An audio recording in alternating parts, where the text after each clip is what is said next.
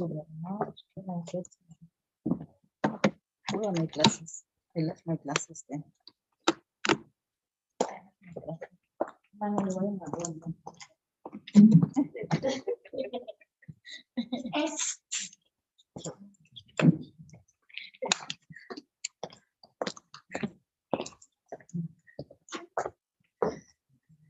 Thank you very much. I was saying, Mangele, why you can't share my Peking? Thank you very much, Program Director, Notlaganipo. Sanbonan. Uyazilenda ba ye-COVID yenza ukuthi kubande nje. If there was no COVID, ngabagcwele la. So manje, because we have to observe the COVID regulations, but it is important for me to first introduce myself. My name is Nongaba Mulwele, and I'm the Speaker of Council in Johannesburg. Program Director, allow me to take this opportunity to officially welcome and acknowledge everybody present today in this dialogue. As you said, that we have people online. We appreciate their presence and making time to be part of this dialogue. And also thank you very much to all ladies and gentlemen who are here today, physically as well. This is a dialogue on the role of local government in the fight against gender-based violence. Allow me to acknowledge specifically the following guests. We have the Deputy Speaker of the National Assembly, Honorable Dade Solomon Lichisa Sinodi. Libisola Solomon Negesan. You spent that. Thank you very much for making time for being here. We know you are very busy there. When they call you there, Mr. Speaker, you know, we watch the sessions there. There is that term that you said, I want to put it here. Allow me to greet the MMC of Finance in the city of Johannesburg, Councillor Matsidiso Mfikwe, who is a breadwinner. Welcome our breadwinner. We have MMC of Health and Social Development, Councillor Eunice Mbrina, who is connected online because she had another engagement that she had to attend to in the morning. I'm not sure whether she is able to show the face, but I saw her earlier that she had connected. We also have Miss Lisa Vetten. I think we will see them when they speak, who is a research project consultant in the Faculty of Humanities at UJ and research associate at Wits. We also have Miss Nazel Gooding, who is the Deputy Representative of the UN Women South Africa Multi-Country Office. We have Miss Giselle May, social activist and GBV coordinator. We also have the stakeholders that are represented in this meeting, the Daddies and Babies NGO. We have Basadi Eme NGO. We have Nabai Foundation. We have Basadi Pili Skills Development. We have Men in Black Ducks and Right Abuse and other present stakeholders. I wish I can mention all of you, but those whom I did not mention, it's not because you are not important. You are important. And thank you very much for attending. My greetings to the officials who are present, both online and physical, from the city of Johannesburg and other spheres of government. Members of the media, you are most welcome and good afternoon. Program Director, allow me to open today's engagement by observing a moment of silence in memory of all women who lost their lives due to gender-based violence. If I can just mention a few, Obo Precious Ramabula, Jessie Hess, Abo River Stienkam, Utani Kamalo, Uinene Mkhwejana, Karabo Mkwena, Sikufa Zopule, Sindisiwe Mnguni. There are many others. This morning I was watching television before I left home, And I saw that there's a woman who has been chopped into pieces. Wafakwa kudibek, ama-pieces work. And also, there was a case also this morning of a man who was appearing in court who killed his pregnant girlfriend. So there are many others in and outside of the spotlight who have been killed. But we know that women are being killed every day, especially in August. When we say this is a woman's month, it's more women are being killed. So, ladies and gentlemen, may we please stand and observe a moment of silence in prayer and meditation for these women, especially their families.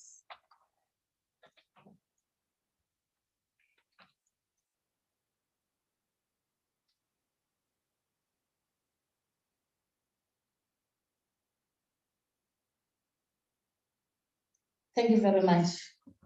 May their souls rest in peace. Ladies and gentlemen, I am very pleased to be in a room with ladies and gentlemen who share the same passion for gender equality and whose sole aim is to eradicate gender-based violence in our lifetime. Men and women whom I would like to believe seek to champion change in our society, because gender-based violence is a societal problem.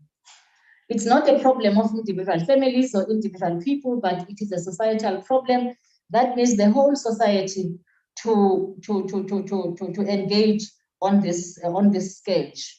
Men and women who are taking up arms against all forms of injustices perpetrated by other men against women. Can I remove this because I'm alone here on stage? I'll put it back when I go to my seat. I'm saying that men and women who are taking up arms against all forms of injustices perpetrated by other men against women, against children, and the LGBTIQ plus community. Men and women who are honorable and commendable in our society. Men and women with a deep understanding that gender-based violence has been harrowing for the women of our city and women of our country. We know that we as women are faced with triple burden of oppression, having been discriminated against based on our race, gender, and class. Added to this is the unprecedented levels of femicide that we bear witness to, especially the soaring levels that we witnessed under this pandemic. It's even worse now with the COVID-19 pandemic. We also know that this scourge is a profound and widespread problem in our country, impacting on almost every aspect of the life of a woman and individuals from the LGBTIQ plus community. Gender-based violence and femicide in particular disproportionately affects women and girls, as it is systematic and deeply entrenched in cultures and traditions in South Africa. And because GBV is systematically entrenched, it must systematically be uprooted from its patriarchal roots. So we have to be systematical, in fact, in uprooting it, because we have to uproot it. We can't live like this. So that means that it is men also that need to be in the forefront in the fight against gender-based violence. When we deliberate and discuss this topic as a society, I know, and in most instances, we tend to focus largely on the role of women. How are we going to deal with the gender-based violence? And rightfully so, because we are the most affected. But the narrative needs to begin to shift, because there are many role players that need to come to the fore in the fight against gender-based violence. And they need to start featuring more and more as it relates to their contribution to this fight. So we want to see amadoda at the forefront of fighting gender-based violence. I am pleased, however, that we are slowly beginning to see this shift.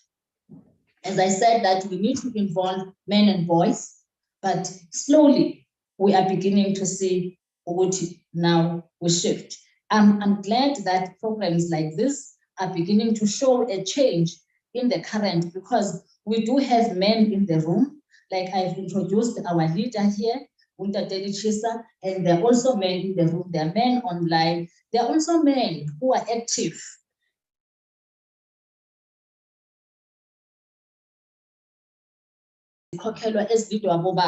in the fight against gender-based violence. Ladies and gentlemen, the purpose of today's engagement is really aimed to continue putting the spotlight on the gender-based violence in our society, for we must never tire to talk about this sketch.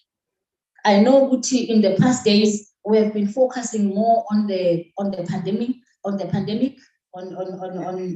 disease that we are faced with in the country, but we must not tire. We must always talk about gender-based violence. Every time it shows its ugly head. You know, it also seeks to give a form of feedback to communities, this kind of engagement on the city's plans and progress to date. That is why we have the MMCs from the city here who will be telling us what are the city's plans. Because as we know, the issue of GBV has been on the government agenda for the longest of times, all spheres of government. We've had our president talking about the gender-based violence, talking about the plans of the country in combating this scourge. It is also to reflect in partnership with our communities what more their local government can do to accelerate the progress in the space, but also what can the society do in assisting government in fighting gender-based violence. As I said, this is a societal problem, so we need the society to also be active participants in fighting gender-based violence. Finally, it is to amplify the voice of men in this topic.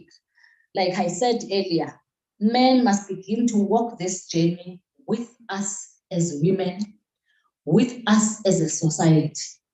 Men must become more vocal. More importantly, they must occupy a more active role and mobilize on behalf of the society to fight against their own counterparts who are the abusers. We have men's organizations that are saying, not in our name. So we need more of those organizations. So with those role players that we have identified, my view is that we are well on the right path of reflecting and improvement as we move forward as a country. I thank you very much for your presence today, those who are in the theater and those who are on online platforms.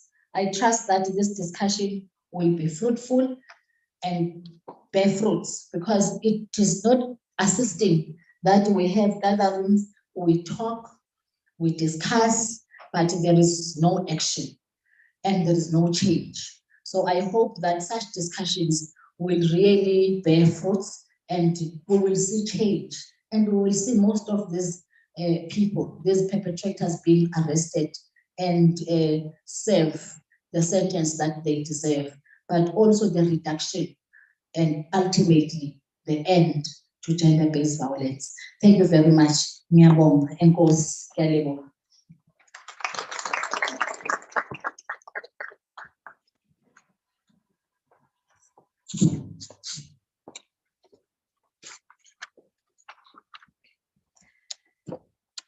Thank you very much, Madam Speaker, for those very, very wise words and for that great opening.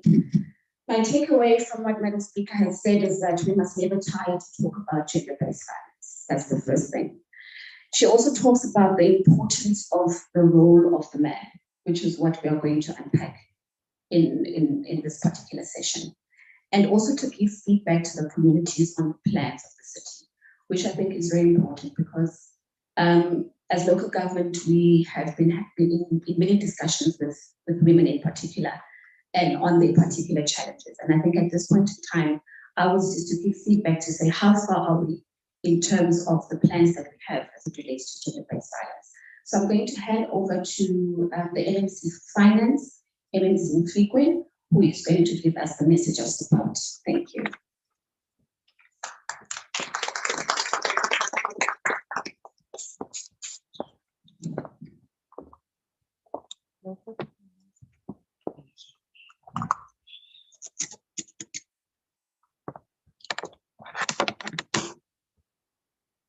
Okay. Good afternoon, ladies and gentlemen. Sanibona.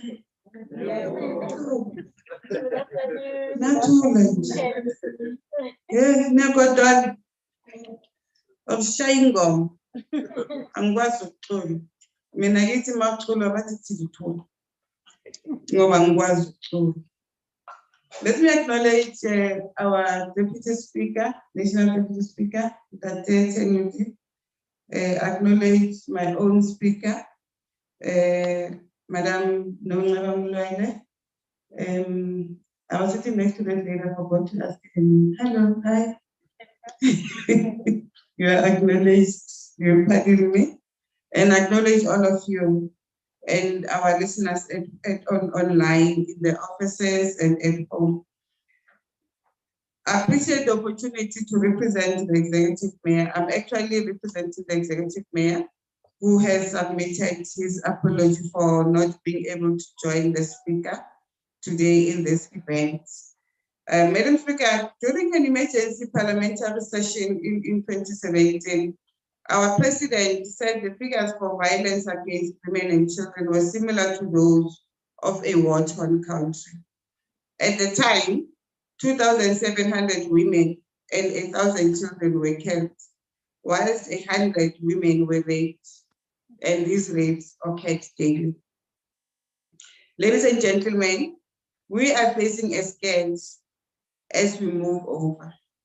The president has rightfully declared that gender-based violence is a full-blown pandemic, second next to COVID. The question is, how do we deal with the senseless murders of women, mostly at the hand of their loved ones, an indication of how our society really values a woman's worth in our times. Just to give a bit of statistics, in 2020, 42,291 rapes occurred in our country. 7,749 sexual cases were reported in South Africa. 2,076 attempted sexual assault cases were reported in our beautiful Mozambique.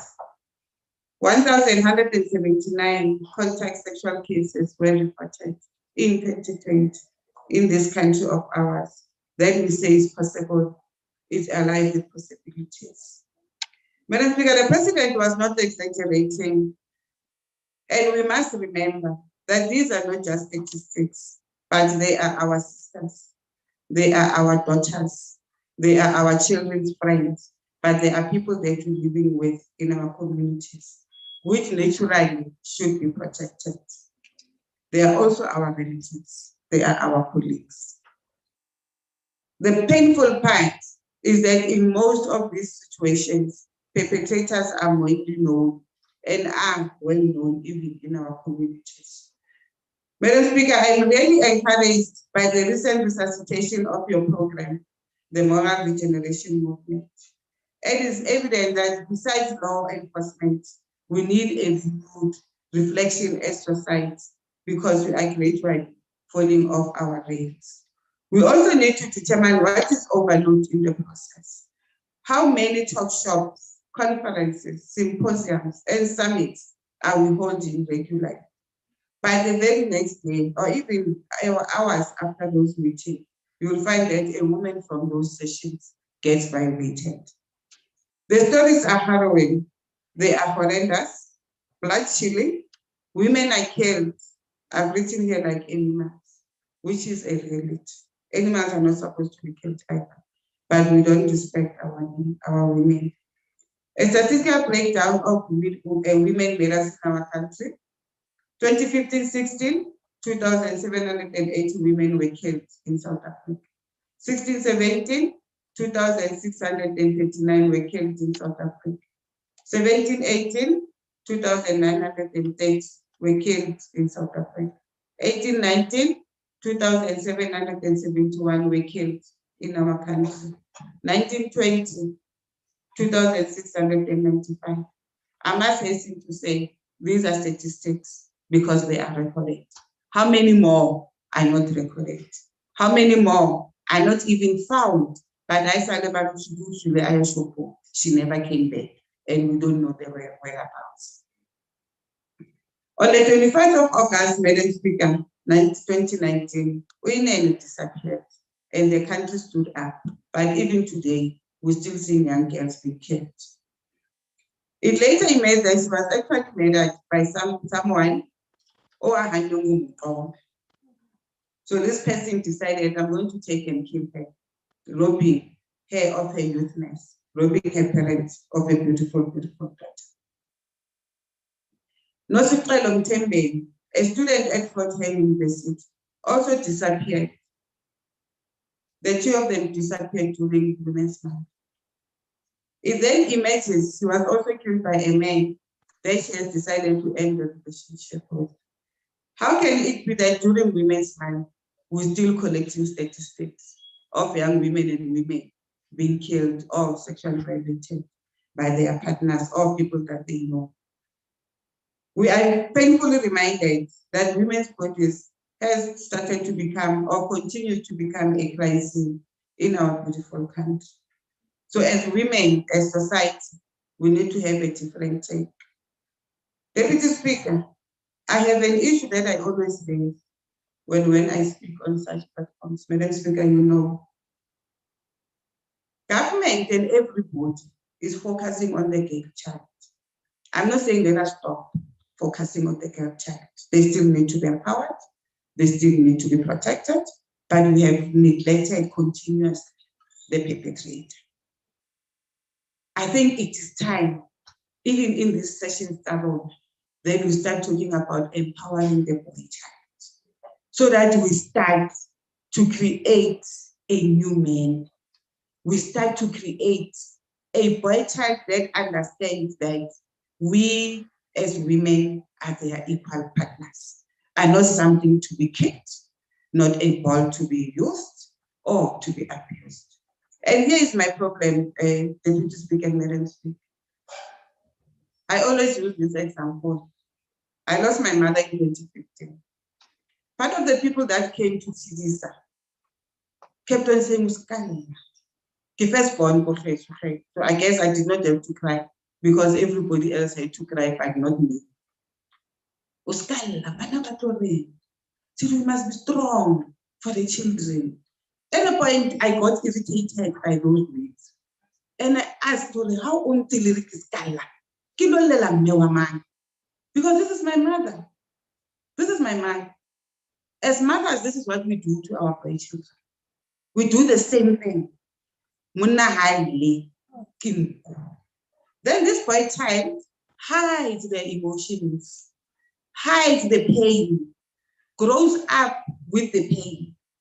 So when he has grown up, because we as mothers have taught the child not to be emotional.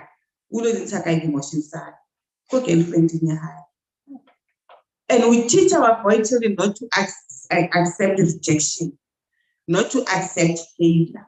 We don't teach them that they must have room for failure. We don't teach our boy children not to have room for disappointment. The minute you get disappointment, you tend to be a bully. And again, I'm speaking to the mothers here. I'm not speaking to the daddies because daddies have their own issues to deal with. But the mothers, it's us who are not assisting society in grooming responsible men. So we must stop saying to Madam Simani, hi, licking. That looks like my son. I'm a mother of two boys. I've taught them to cry. And I tell them, and but I'm teaching them to take out emotions. Because then Kamo knows that they must be emotional with me. And so they must be emotional with anybody. So now we are packaging our kids. But now we're around there. About ke bannanyana ke bontatenyana gore motho na le mme wa hae bile mme wa hae ke mosadi wa hae so ntse mo phegela mothatse dipotlo. That is why we developing stereotypes, boys. So when the government are trying to be different, that assists us in contributing to society, in turning around our boy children. They must wash dishes, they must cook, but clean, no good cook. I don't know what I do when I'm game, I had a game, PS what. Get the PS what in when the girl child is actually slavery in the house. So let us start now saying as society, we're getting to deal with the perpetrator. And not that our boy kids are perpetrators, but grow them into responsible men. Government is not doing that. There are NGOs that are beginning to do that. But I think we need a concerted effort in us dealing with the boy child so that we create a new man, a different man from these men that see women as their toys, that see women as someone that has no view. How Toma all, so the fact that you are so independent scares some men because men were taught to be superior. Society has taught the men that you are superior. And because their parents taught them that way. So I'm asking society and I'm asking all of us here, the one thing that we need to do is to talk about developing a different and a new man, a loving, caring, a man that understands that a woman, even if she disagrees with him, is not undermining or disrespectful. Another case of DPP that we don't talk about is girl child abuse. We woke up from the normal. Okay, so Madam Speaker. 2 weeks ago, Deputy Speaker, the Ministry of Health in Gauteng responded to a question in the legislation and said in Gauteng there are so many young kids that have given birth to children. The first category, 10 to 14 years, they've given birth. For me, that is another form of abuse. And if the how does a 10-year-old child give birth? 10 years. It means that this child actually fell pregnant when she was 9. 9. How is that? The child, she's rocking a baby. She's still a child. She still needs to go mama give a little time. Can I call time? Mutukio one na. And I was saying, Madam Speaker, that I got Kamu when I was 29 years.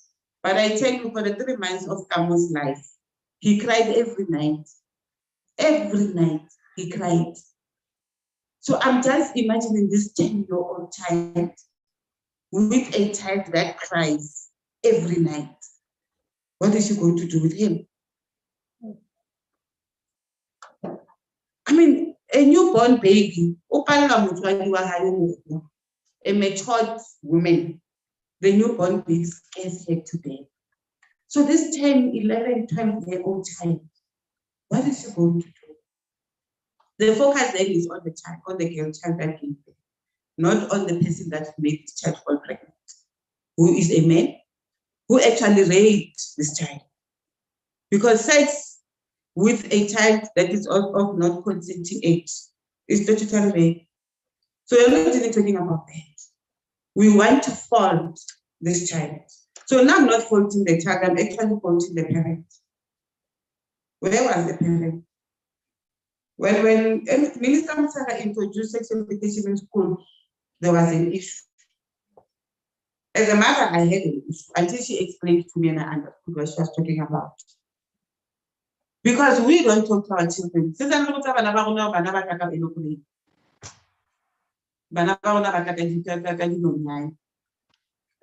is what we're telling them. And these kids have Google. There's somebody called Google that our kids are living through. Then all the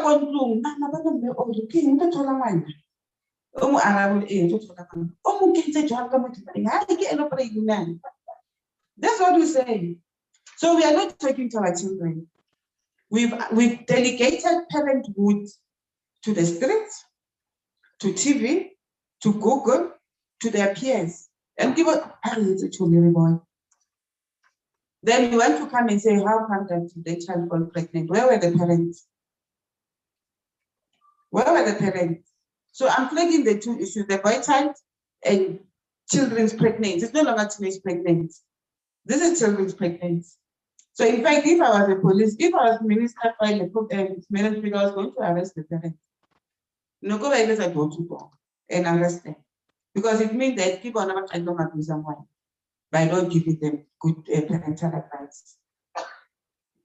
We have to make sure that interventions are done as early as possible.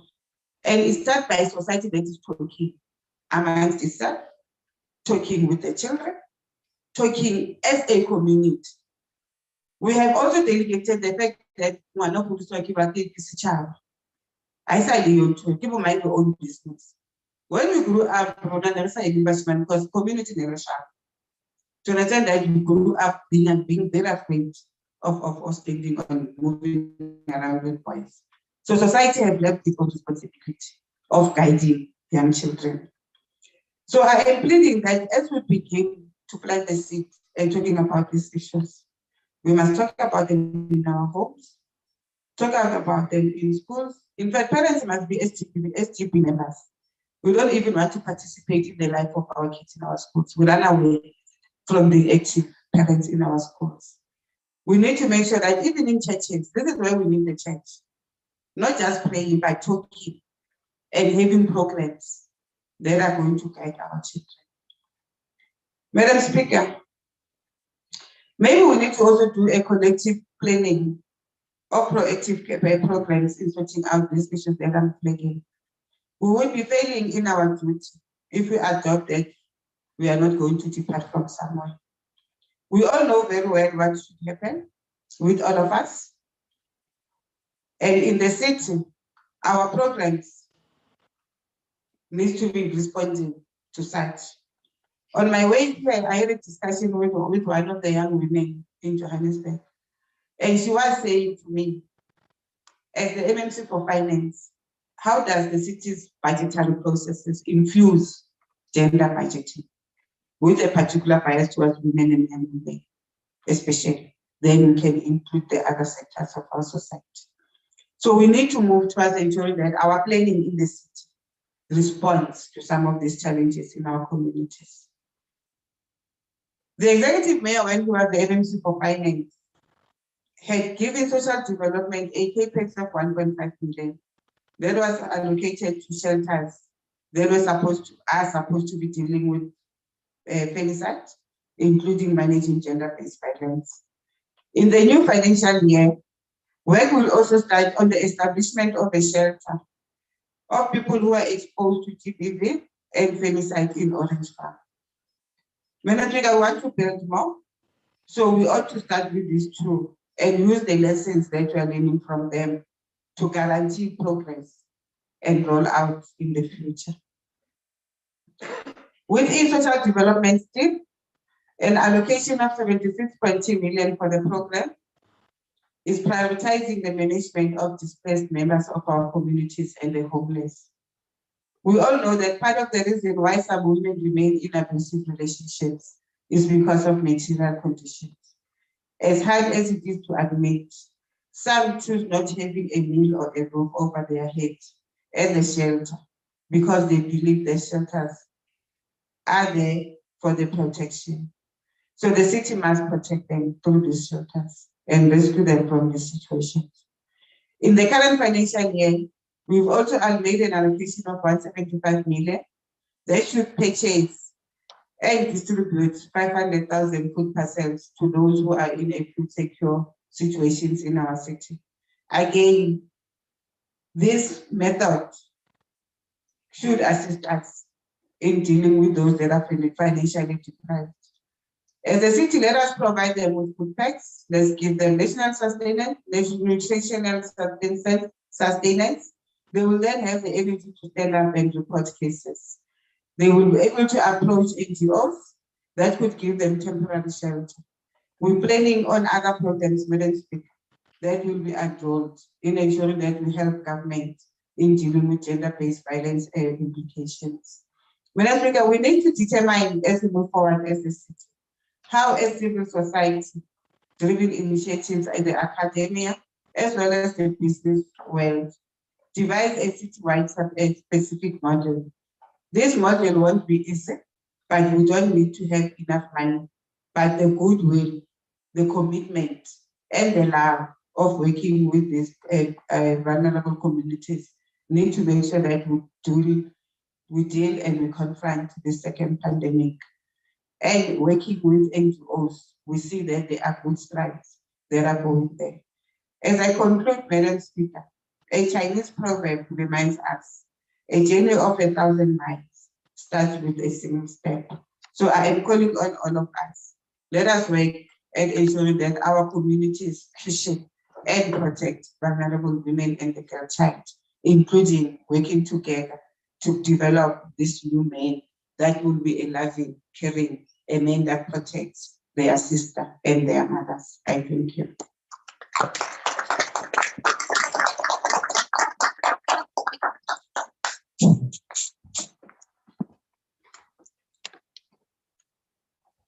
Okay.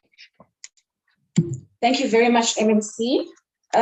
Ladies and gentlemen, please be reminded that we are streaming live on various platforms. We are at the City of Johannesburg's Facebook page. We are also on the speaker's page, which is at Nonleba Mulwele, which is Facebook. So thank you very much, MMC. We really appreciate that input. I'm going to try and move the program along as fast as we possibly can in the interest of time. Perhaps just to say that I was particularly moved by MMC because many times when we talk about gender-based violence on these platforms, we tend to have theorized discussions and we talk policy, we talk strategy, we talk statistics, which is the correct thing to do. So I love that MMC made practical examples on the issues of gender-based violence, and we will be moving in that breath going forward, but just a little bit later, I will be calling Ms. Disele May, who is going to talk about her experience. But before I do that, let me please call upon Ms. Lisa Dayton, who is a researcher and a project consultant in the Faculty of Humanities at the University of Johannesburg, as well as VETS. And Ms. Dayton is going to unpack the statistics of gender-based violence in Gauteng and what strategic programs can be introduced to tackle gender-based violence. Ms. Dayton is online. I hope we can get her to please open her video, and if she can maybe unmute herself and address us. Thank you. Thanks very much, and thank you for the opportunity to be able to speak to you today. I mean, the MMC was talking about NGO programs and what academia can contribute. So I'm hoping in my presentation that I can do that. So I just want to ask the host administrators if they're able to share my presentation with you, if you're able to put it up, or would you like me to share it on my side?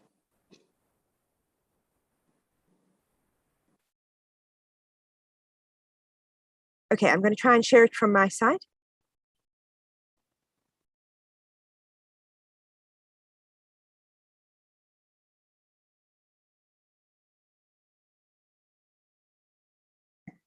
Can you see the presentation at all?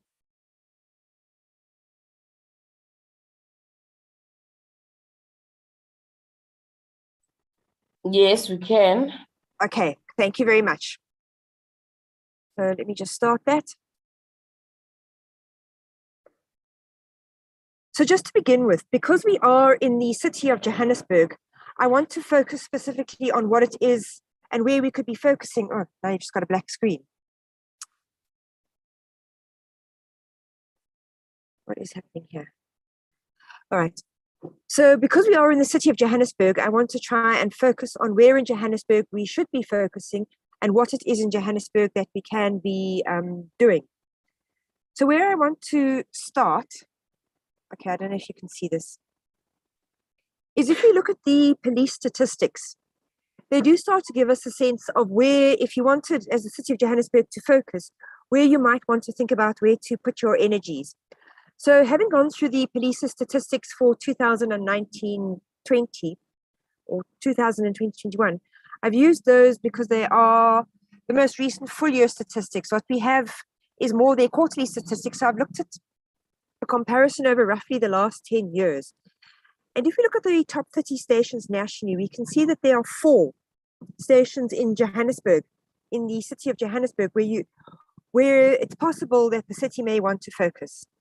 And you can see there's Dobsonville, Morocco, Diepsloot, and Alexandra are stations that are recording amongst the 30 highest rates of rape in the country.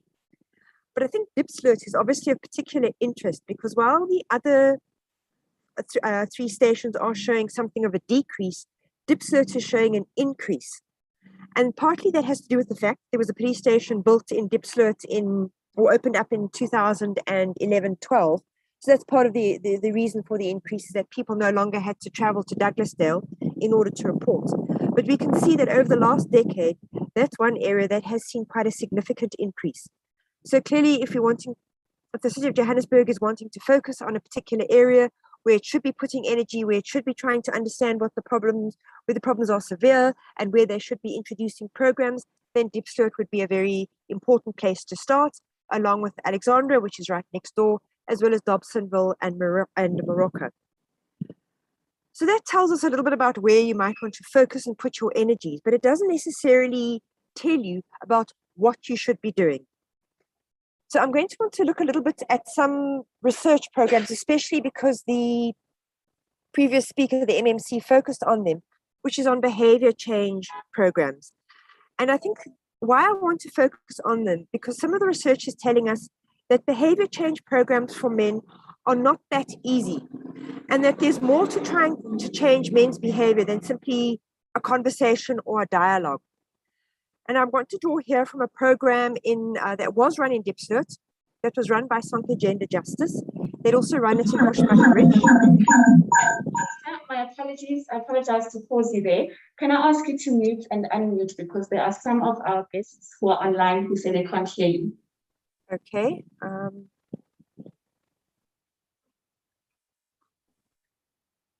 Okay, I'm back on. Is that any better? Ooh. Okay. Shall I mute again? Okay, let's give it a shot and let's see how it goes. Thanks. You can continue where you left off. Okay. So now that we know a little bit about where we might want to focus and put in extra effort to address violence, what is it that we should do? And so there's been a lot of focus. Previous speaker spoke about it. It's something we hear constantly about the need to have conversations and dialogues with men. But I'd like us to think a little bit more carefully about how we do that. And why I'm saying this is I want to draw here from some research that was done on a program in Diepsloot by Sonke Gender Justice. It was their change program, which had also run in Bushbuckridge in Mpumalanga, and it had shown some problems in changing men's attitudes, which suggests that it could have had effect in Diepsloot, where there is clearly a problem. And why Sonke's program is interesting is because it was studied very carefully. They ran their intervention in some parts of Diepsloot, and they measured how attitudes changed where they ran their program with parts of Diepsloot where they didn't run their program. And there are 2 things that I think their program tells us we need to think very carefully about. Firstly, is that we have no programs that show any success in reducing the rate of men who rape women who are not their partners. So stranger rapes. No one seems to have shown any success in being able to reduce that. But where we are seeing some successes is predominantly in programs that try to address men's relationships with their female partners, which is what the change intervention tried to do. But it raised some very interesting questions for us to think about and to think further about. And that's what it suggests is that possibly the less violent men who they worked with may have reduced their violence, but we're not entirely sure. But what is more concerning is that it suggested that it may have resulted in the more violent men increasing their use of violence. So what this is telling us is that having conversations, having dialogues, and having workshops is not enough. We can't think that that's going to be sufficient in order to change men. I think that we need to think a little bit more about why it is that men use violence, and look a little bit at what we know about men who do use violence. And this particular program is useful because it tells us a little bit about those men who were using violence, and a lot of violence in Dipset, and told us a couple of things. Firstly, is that there were men who themselves had often come from very violent experiences in childhood. They'd been exposed to abuse themselves, both observing their mothers and themselves. So clearly there's a great need to look at how do we assist children who are observing domestic violence. Having a conversation when they are in their 20s is too late. We need to be intervening in domestic violence much earlier, and looking at what happens to children who are exposed to domestic violence.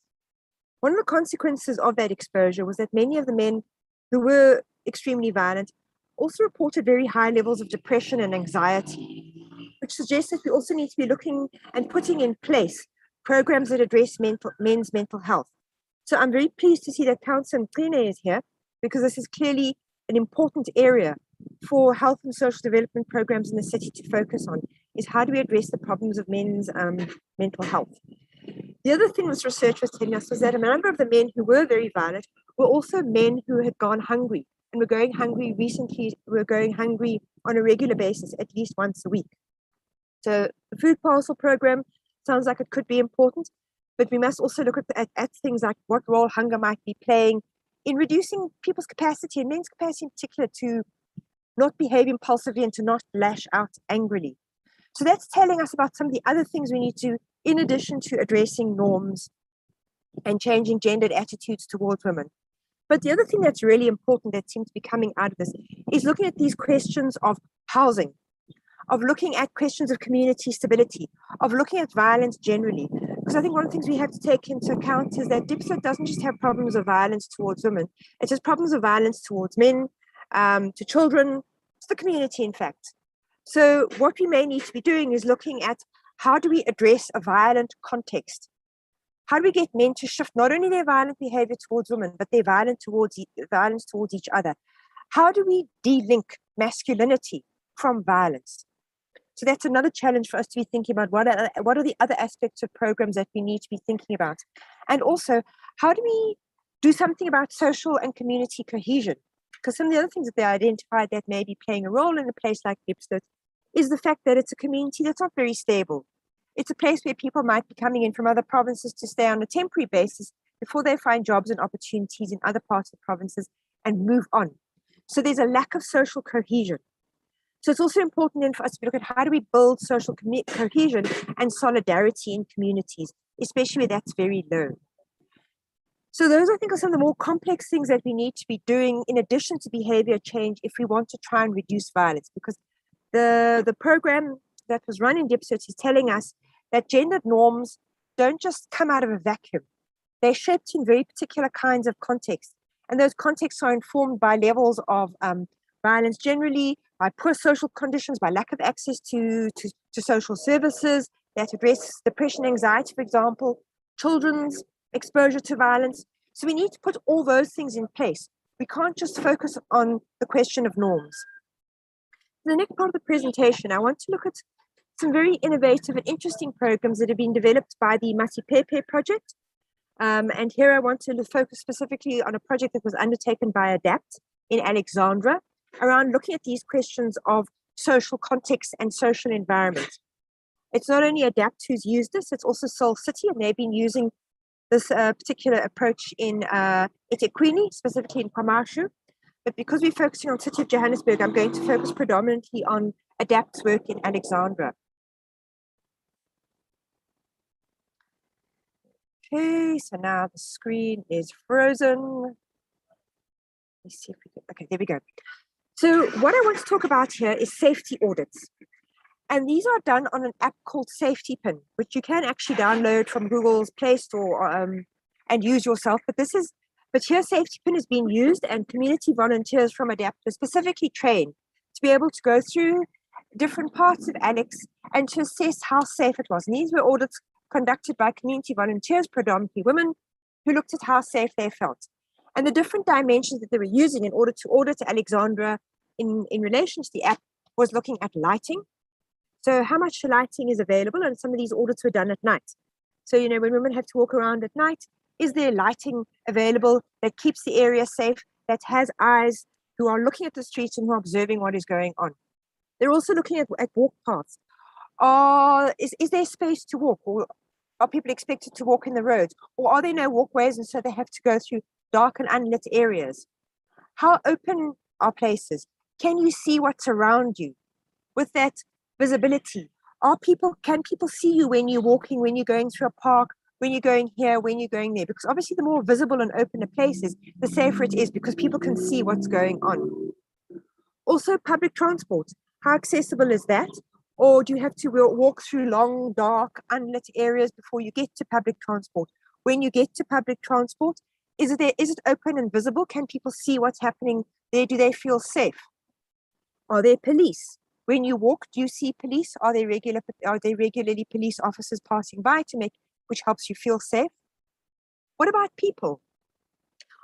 Are places deserted for most of the day? Are there people around who could help intervene or act as bystanders if there is something that happens?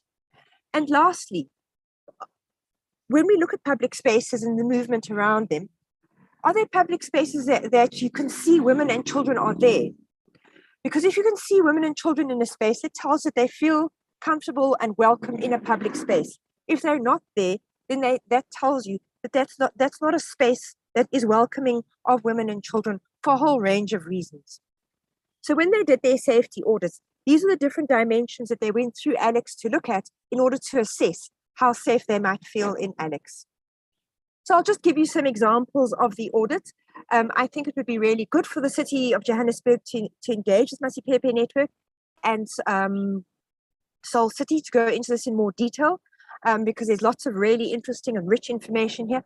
I just want to give you a snapshot because obviously you have many other speakers and a whole range of other issues to address. So I just want to give you some snapshots of what the audit can do. So you'll see in the one slide with the red box highlighted, this was a night audit, and you can see what they've highlighted there are streetlights that are not working. So that is not a particularly safe place for you to walk. There's light there because there's oncoming traffic, but if you're walking then there's no oncoming traffic, there's no light, people can't see what's going on. The other picture on what would be my right, shows that there's lighting on one side of the road, but not on the other side of the road. So also other questions of safety. Here you can see how the app has translated into information where they've taken Alex, geolocated and geotagged it and talked about where people don't feel very safe. So here, this was one of the volunteers talking about at this bridge between 18th Street, John Brandt and West Bank Cemetery, hotspot for crime. Disturbing crimes occur in this bridge and especially across the cemetery. There's no lighting and there's no security. It's an area where there are young men who are, according to the volunteer, who are doing drugs there and making it easy them to spot on income residents and to target them. And there's also, they're mentioning a park where children are playing. There's no fencing. And so park is right close to the Yukske River. Children can fall in. In fact, victims get thrown into the river and there's nobody there to observe what is going on. And here is somebody else also commenting on the bridge. Again, the lack of security and that there have been both robberies and rapes and attempted murders in the area. So the strength of Safety Pin is that it's a way in which community volunteers can audit and tell you about where action needs to be taken to make an area not only safer, but to feel safer. Because one of the issues that the audit highlighted was that in the areas they went, there were 25%, so a quarter of the places they went to in Alex, there were no women or children to be seen. So that also tells you something about what could be done in order to make an area more welcoming and safer. So these are two very practical examples that I want to present to the city to be thinking about as to practical steps they can be taking in order to make an area safer and to help intervene and reduce our rates of gender violence. So just in conclusion, I've talked a little bit about the safety audits, what that implies for making sure that there's street lighting, that there's visibility, that there's safe places to walk. But there are other things that I want to build on as well, just to leave you to think about as ideas and possible strategies to take forward at local government level. Because I think your role has really been neglected in terms of what it is you could be doing. So the previous speaker mentioned shelters. So we already have a number of shelters in existence in different parts of the city. And I think a very important role to be playing for local government is they frequently give shelters they register them, give them health and safety certificates and say whether or not they're safe to be used. Sometimes this process can take a very long time. So I think there's a very important role for the city to be playing in terms of how they could be liaising with existing shelters in the area, but how they could help address the health and safety audits that need to be done to ensure that residences are safe and that shelters can be registered and made available. A second area for local government to do is to be looking at housing, especially in relation to rental stock. So where the city has rental stock and rental units, how could they link up with shelters? Because women can't live in shelters forever. They need to move on after a while to be able to get on with their lives. And they often need access to affordable, low rent places to stay. So there is an important gap, I think, for the city to be playing in terms of how they could link up with shelters in terms of thinking about how could their rental units be made available to women. And here they could partner with a shelter in terms of what kind of criteria they could be developing. So for instance, it could be looking at somebody who is in a shelter, needs to move on, has counseling support. How does the city then link so that they can use those criteria in order to be able to assist women to move on to the next phase of her life and have access to affordable rental units? So that could be the role that housing could also be playing. And I think if you look at the Metro Police have an important role to play in enforcing the Domestic Violence Act. They've been overlooked. I think there's a lot of emphasis on what the police can do, but the Domestic Violence Act makes it very clear that the Metro Police can be involved in domestic violence. They have duties. They can be called out to homes. They can be providing information. They can be taking women to shelters and providing them with counseling services. So the challenge I open to the City of Johannesburg is, what kind of training have you been offering to your Metro Police officers? How are you making it known that they are available to assist and support? Do they have links to shelters? Do they know what the counseling services are? Can they be playing that role? Then I think if you look from the role of Metro Police, I think there's also the city's emergency medical services and community clinics. And this could be such an important role to be playing.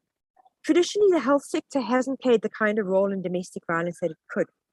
And we're seeing with the Domestic Violence Act, the amendments to it now are going to place new duties on healthcare workers to be identifying and to be referring where there are cases of domestic violence, to be able to be giving referrals to shelters and counseling services. So it'd be really good if the city anticipates what's coming and starts to think how they could build this into the work of emergency medical services and community clinics. So your paramedics, for example, they may often be called out to situations where women are injured and need to be taken to hospital after possibly being assaulted by their partners. Are they perhaps asking women who assaulted them? Are they helping put them into contact with shelters? There's an important role that paramedics could be playing. The same goes with your community clinics, whether it's family planning at a whole range. How could they potentially be trained to be in a very sensitive and supportive way, to be asking women how they are doing at home?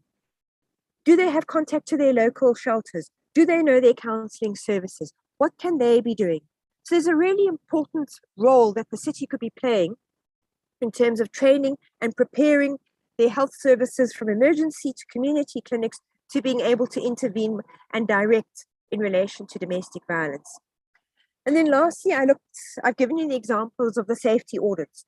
So I think there are interesting questions here around to what extent could the city link up with groupings like ADAPT, Masipepe and Soul City around doing these audits in more parts of the city. But more importantly, now that this information is available about places that are safe or unsafe, what is it that the city can do in order to act on that information?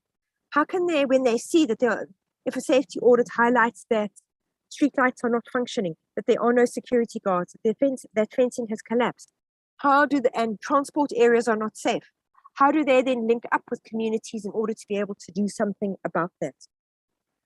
So I want to bring my presentation to a conclusion there, because there is a really significant and I think underappreciated role for local government to play.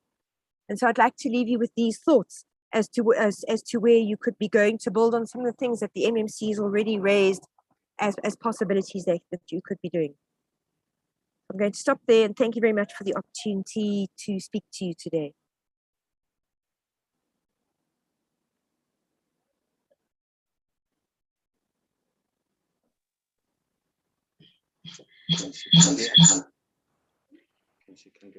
Thank you very much, Lisa. Ladies and gentlemen, we have heard the stats. We've seen the research, it speaks for itself. Thank you, Lisa, for some of the inputs on the programs to be looked into as a social collective. I will now call on a lady who is a gender and social activist. She's also a gender-based violence coordinator, and she's also the survivor of gender-based violence. She'll be sharing with us her powerful and inspiring story today. But as I call upon her, please be advised that I will now hand the program over to Councillor Sesi Dinyane. He was actually initially meant to be the director of this program, but unfortunately he was running late. So I'm going to hand it back to him. He's the ward councillor of this particular ward, Ward 21. So on that note, thank you very much. Ms. Diseleme, over to you.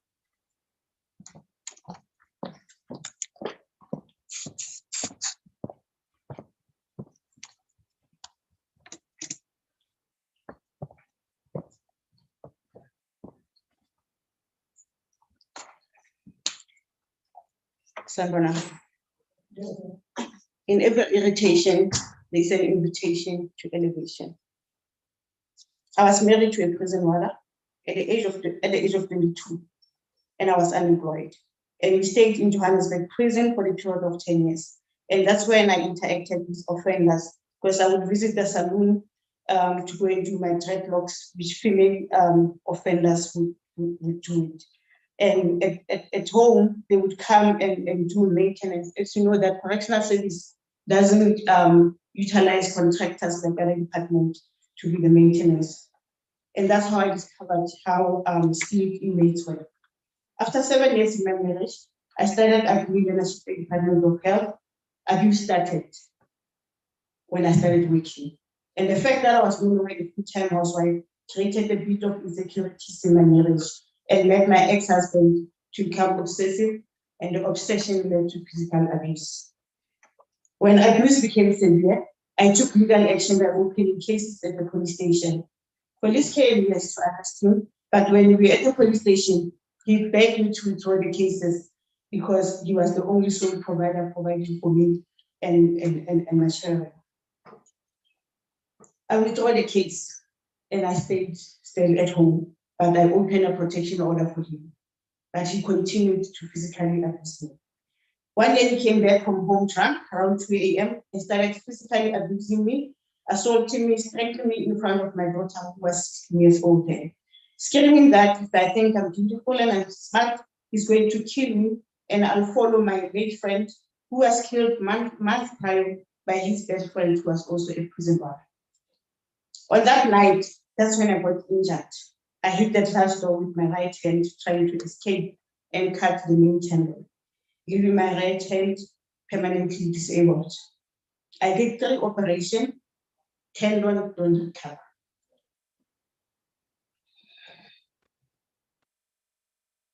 Since then, I'm living with the pain until I die. He asked forgiveness and I stayed again. After a month, he assaulted me again by pushing my head towards the floor and I fell, leaving my front teeth shaking from the roots. And this is my last one. It was on the 9th of August 2007 when I had to run to the local place of safety for protection. Shelter don't give victims, don't keep victims for too long. They allow us to stay there for only 3 months. I had to find a place, another place to stay. I didn't want to go back home. Not because it was a shack, not because I was ashamed of the stigma from the neighbors, but because I was staying with my unemployed mother and it was not safe for me. And he was too disrespectful towards her. But I had no choice but went back home. He continued to stalk me and threaten me until one day I finally divorced him. I became bitter towards men. I hated men, and I took out my frustration on my Facebook page by saying how I felt about me. After a few years, my entrepreneur journey as a woman in construction started. I wanted to be independent so bad. My first project, I struggled with skilled workers, and I remember the offenders' beautiful work and posted on my Facebook that I would like to give them a second chance. One day, a gentleman reached out to me by the name of Chief Mokhele, who changed my life on that day. It was all started by him asking me for contact details, and then he sent me a message requesting my email address. Shortly after, I received an email from Women Correctional Services, offender inviting me to come and celebrate my 40th birthday by honoring me with one day soccer tournament. On the day, seeing a lot of men incarcerated, leaving all the same kids without fathers or male figures to guide them about social issues. I met offenders who were studying gender-based violence, who were studying gender-based courses, including the guy who reached out to me. That's when the journey started, and I got to realize that these people didn't know me, but they understood how I felt as a battered woman and wanted to make a change. It was the same day that I took a drastic decision to make a drastic move to work with them and make a difference. I gave my abuse background speech, and that I was forgiven. I've forgiven my perpetrator and those who have hurt me, so that I can walk in it. They applaud me, roaring with the masculine voices. I could see the joy in their eyes that a battered woman is going to give them, those who have changed their behavior, a second chance to help them reintegrate with the community. On the day, the head of Medium B section, Mr. Hobo, offered to partner with me on the annual campaign against women and child abuse.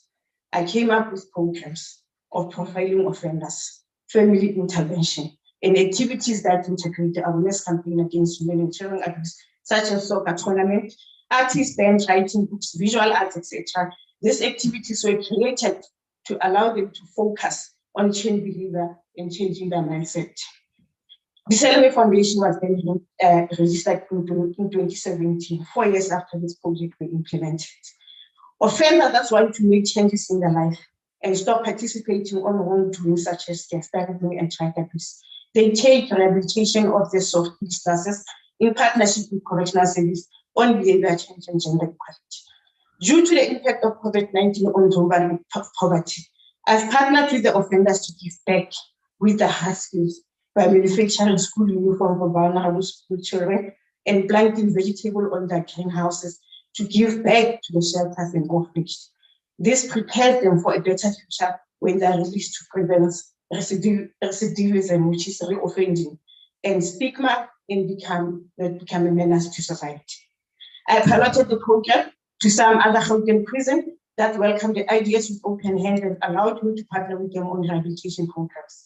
We need the same system implemented, Madam Speaker, outside prison in order to prevent the system from failing our voice and girls. As I moved towards my stability, I started to help other women who are victims and survivors of gender-based violence with the support that I never had. I'm now advocating for disadvantaged shelters and help women and children at orphanages to help them to heal by also introducing the same soft skills of behavior change and gender equality and hard skills. For example, sewing, baking, train the trainer to acquire skills to sustain themselves, preventing them not to go back to what have broken them. I'm currently working on a new program that allows victims of gender-based violence, whether physical or emotional, to help them heal from the wound and to gain back their confidence. This stemmed from the loss of my truth last year, which affected my confidence and my speech. We would like to partner with health department and have doctors, surgeons, psychologists, plastic surgeons, dentists, and neurosurgeons, because no human being is supposed to live with the pain and the stigma. We also want to partner with pro bono lawyers to assist our GP victims with legal issues. I've piloted a youth initiative desk for youth to take up their space and take stand against gender-based violence. by coming up with the programs that campaigns against GBV and femicide, including the acts of prayer to encourage youth to not partake in illegal activities. I intend to pilot this program of soft skills and hard skills in creation of youth employment. It was a man who abused me. It was also a man who changed my mindset, who came to my rescue and made me the woman that I am today. The previously incarcerated have joined our movement to help fight the escalating stage of GBV and the femicide using modus operandi. I have you use a thief to catch a thief. I have sent partnership proposal to the Department of Community Safety to allow probably to give back by joining police forum in the local areas. We have made it a tradition at DMF to celebrate Women's Month by visiting shelters of abused women and children, encouraging them in donating food parcel, toiletry, and clothes. We need to raise more awareness. We need a mentally fit man. We need changed behavior men. We need long-term sustainable projects, not just talk, to help us fight the escalating stage of GBV, domestic violence and femicide. Thank you.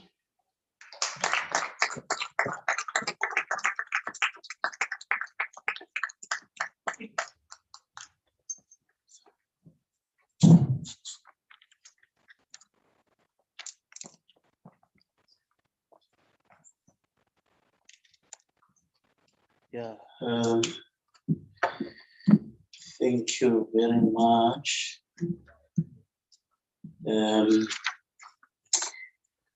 Good day, colleagues. The Speaker of the City of Johannesburg, the Deputy Speaker of the National Assembly, the councillors, community members, of course, non-Tlaganipo Nizambe. I've been struggling to really pronounce this surname. I've been practicing just behind the curtains. So finally, I hope when I go back behind these curtains, I'll not be properly clobbered by the non-Tlaganipo here. Look, we are really inspired. The input given here by the previous speakers. We thank you very much. But I must say, the activist, Ms. Disele, you really made some of us behind her to be very emotional. It was a very emotional, address, a very emotional experience. And you ask yourself, if really ourselves as men who would have claimed to be responsible men, a future husband, how do you feel when you actually deal with such an important person in our lives? I think this initiative, Speaker, in this month of Women Month, it's important that we don't stop, but we ensure that we push so that we change this, mindset and ultimately get it right to make sure that we have a proper community out there. So indeed, it was a very touching, but yet a very powerful. We hope as you move, sisters, you become very strong and you make sure that you encourage even those that are still scared to come forward and really share the experience. There are many out there.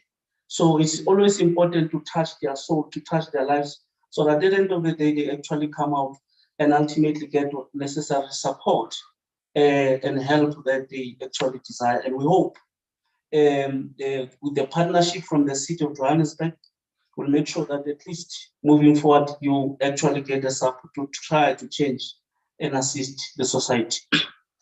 With those words, allow me to actually take to our next speaker, would address or talk to us on what is the city strategy on gender-based violence. And also what has the city done so far to deal with the scales of gender-based violence. And indeed, the next speaker would be the MMC of Health and Social Development, Ms. Eunice Ntrina. On my program here and looking at the time, of course, given 5 minutes, I'm not sure whether you'll be in a position to really manage with that 5 minutes. But yeah, and I'm told that you're online. I hope you are ready. Oh, perfect. MMC Trainer is not me. With this time, I don't know. It's Fiso when they will tell us why this 5 minutes. But I want to hand it over to you so that you take us through. Over to you, MMC. No, thank you, Councillor. Am I audible? Can you hear me? Yes, we can. Yeah. Okay, thank you very much, program directors, Mrs. Nedzamba and Councillor Sesedinyane, the Honorable Deputy Speaker of Parliament, Mr. Tsenodi. I think I'm with you as well in another session, hence I'm connecting online. You were connecting online in the session that I'm at, and it's now vice versa. I'm connecting online, and you are actually physically there in Soweto.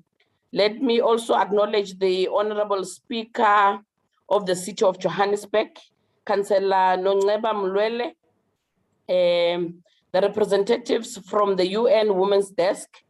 I saw Ms. Hazel Gooden, who's with us here today. Let me also acknowledge from the same desk, Ms. N. Hituku Shongwe, as well as Mr. Mkolisi. Acknowledge the gender-based violence survivor and activist who just shared a very depressing story, Ms. Disele May, the researcher and project consultant in the Faculty of Humanities at Wits University, Ms. Lisa Vayton, the MMC for Finance, Councillor Tsidi Mfuikwe, MMC Economic Development, Councillor Thomas Mfukengi. I think I must say that both of them, they're new from the box.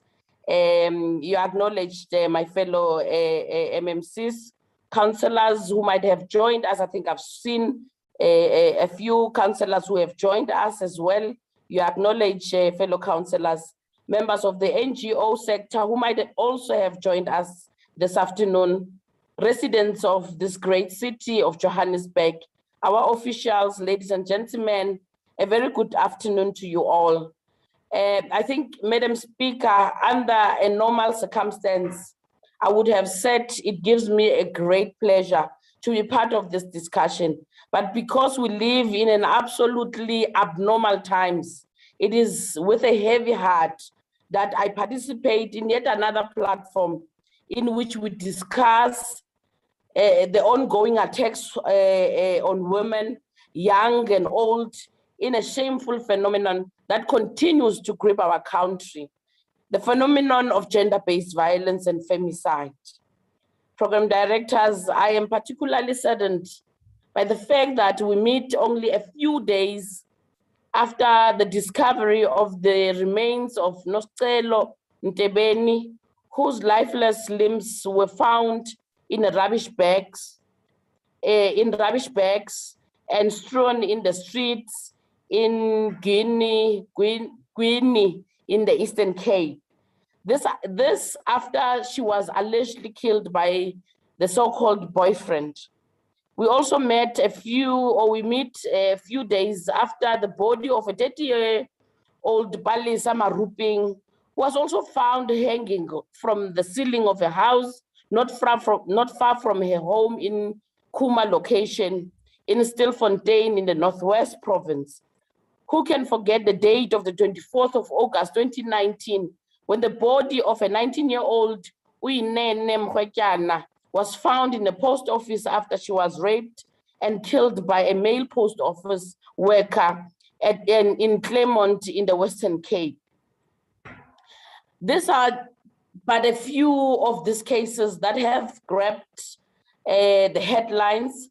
And I know that, Madam Speaker, there are many more incidents of gender-based violence that are ongoing as we speak, particularly in our doorstep here in Johannesburg.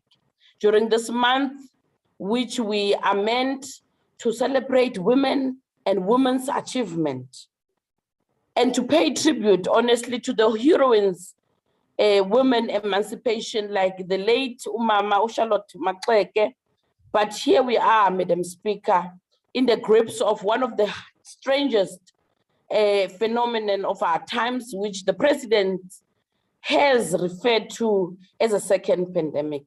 As part of these discussions today, Madam Speaker, I've been asked to share with you the city strategy on gender-based violence and what the city has done in efforts to eradicate this scourge. And I think Ms. Vetten has touched on a number of things that we need to do as a city in order for us to fight this scourge. As a city of Johannesburg, our draft strategic framework on gender-based violence seeks to address the needs and challenges faced by all, especially women across the age, sexual orientation, sexual and gender identities, and specific groups such as the elderly women, women who live with disability, migrant women, as well as trans women who are affected and impacted by gender-based violence. This draft strategic framework, Madam Speaker, which we are ready, of course, to present to Council, I think, tomorrow for ratification, is informed by a number of guiding principles from a broader-based national government initiatives by international standards with respect to gender-based violence and women empowerment. This framework, Madam Speaker, has been developed and is being proposed because existing COJ strategies and initiatives related to women empowerment often do not specifically include a gender-based violence and femicide focus. When gender-based violence and femicide is mentioned or included program directors, it is often in a tangential way, and it's not fully integrated. The framework will ensure that gender-based violence and femicide concerns are addressed throughout the city, of course, and in other initiatives such as the municipal-owned entities and their strategies. Because we have realized that survivors of gender-based violence have continued to face the secondary trauma which prevents them from fully accessing the necessary support and justice. As an additional violation of their human dignity, the city has established a 24-hour gender-based violence and substance abuse crisis line. The crisis line is assisting our response in terms of medical case, management, and psychosocial support. It is also to assist with safety, security, mental health, access to justice, rule of law, and coordination for victims of substance abuse and gender-based violence. And I must say that we receive calls as far as Limpopo, as far as the Western Cape, as far as KwaZulu-Natal. So there's a need indeed to really have such crisis lines in all our provinces as well, and municipalities, of course. We also have formalized a partnership with Lawyers Against Abuse. This is a non-profit organization that works on strengthening the justice system response to gender-based violence by providing legal services and therapy to victims, engaging with state actors and empowering communities. In 2014, the Lawyers Against Violence established a walk-in center in Dipslot, that is in Region A in our space, and to date, it has provided a critical legal service and therapeutic services to over 1.5 victims, 1,500 victims of gender-based violence, develop strong relationships with local police and courts officials, and engage over 50,000 community members through outreach initiatives. The very same Lawyers Against Violence is currently finalizing its plan to open a satellite center in Orange Farm, staffed, of course, with 2 legal practitioners who will provide specialized legal services to gender-based victims and work to strengthen the response of gender justice system to gender-based violence. As the city program directors, we will be providing a space for legal and practitioners as part of our partnership with the lawyers. Given the dire situation of gender-based violence and femicide and violence against children, of course, the city is in the process of establishing the gender-based violence shelter that can provide or will provide temporary accommodation to abused mothers and their children. And it's what MMC Mfika was saying earlier on. The shelter will include a skills development center, which will be used for training, of course, and meetings, a computer lab, as well as a sewing room, and rooftop gardens to also promote urban agriculture. Madam Speaker, ladies and gentlemen, we have also conducted an analysis of a gender-based violence, which considered the structural violence that contributes to the macro level patterns of oppression and exploitation, which results in gender-based violence in the city. Our analysis, of course, supported by various research studies, revealed that harmful social and gender norms, unbalanced power relations, low education, poverty, and conflict of all either root causes or accentuate the risk of gender-based violence in our society. Once viewed as a private matter, gender-based violence is now a matter of public health and global concern.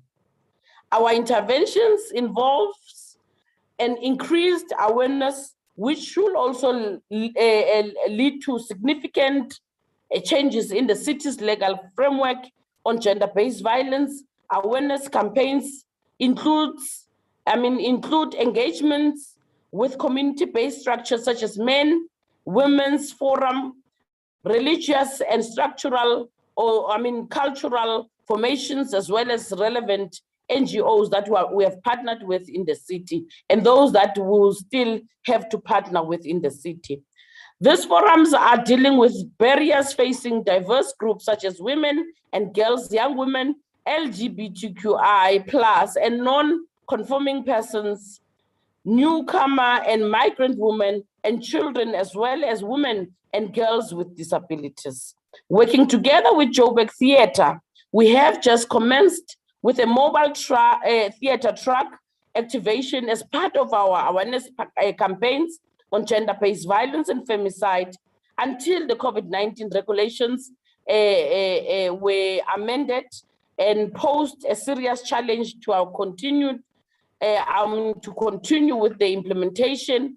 As part of our mass media campaign, we are also contemplating on utilizing other platforms such as hashtags, stickers on public transport, your taxis and taxi ranks, your Via buses, the city's properties, metro buses, our parks, etc., as well as pamphlets to spread the message against gender-based violence. Madam Speaker, together with Masiko, Clement, and Boys Forum, we have also introduced special programs which are focusing on targeting men, including young men. I think fellow panelists spoke a lot around this, and ex-perpetrators of gender-based violence as part of continuous rehabilitation and prevention. This program includes men's dialogues and constant engagements where issues such as emotional violence and other forms of unconscious biasness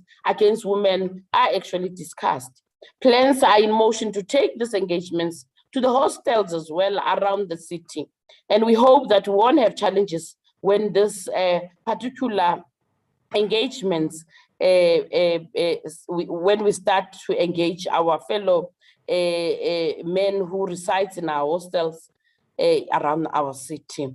In our quest to strengthen existing structures and promoting accountability, the city is in the process of finalizing and establishing of the COJ, in fact, gender-based violence and femicide advisory committee, which is something that we're working on. And this committee will be made up of members across government, society, that is strategically response to gender-based violence with a clear messaging and adequate technical and financial resources. I can safely report that the terms of reference for the very same establishment of this committee have been drafted and approved with a considerable number of experts already identified and appointed. We will be launching the committee in due course. The intention is to launch, of course, Madam Speaker, this particular committee before the month of August ends.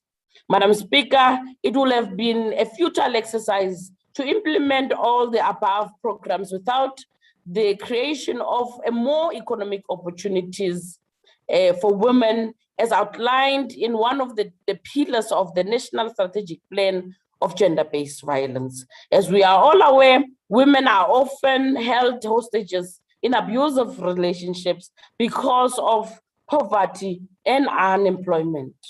Economic opportunities increase women's earnings and bargaining power, raise household incomes, reduces poverty, and promotes more gender equality within and beyond the household. As part of our programs, Madam Speaker, aimed at curbing the spread of gender-based violence in the city of Johannesburg, the department is proposing that the city's budget, MMC, should be structured in a manner that ensures that all departments and municipal entities award a certain percentage of their procurement as well as employment to women, as per the approved policies that we have. We further propose that the expanded public works program, the EPWP, train and hire women to provide community psychosocial support services, amongst others.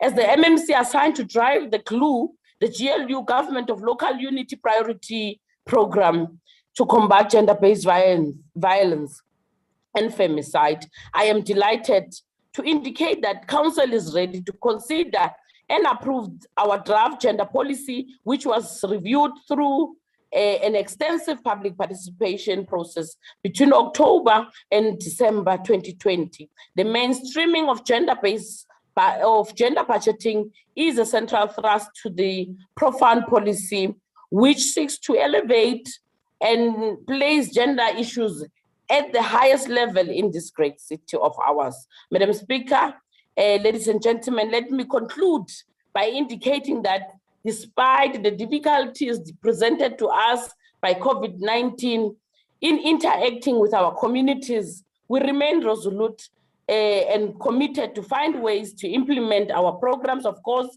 that are aimed at eradicating gender-based violence and violence against our children.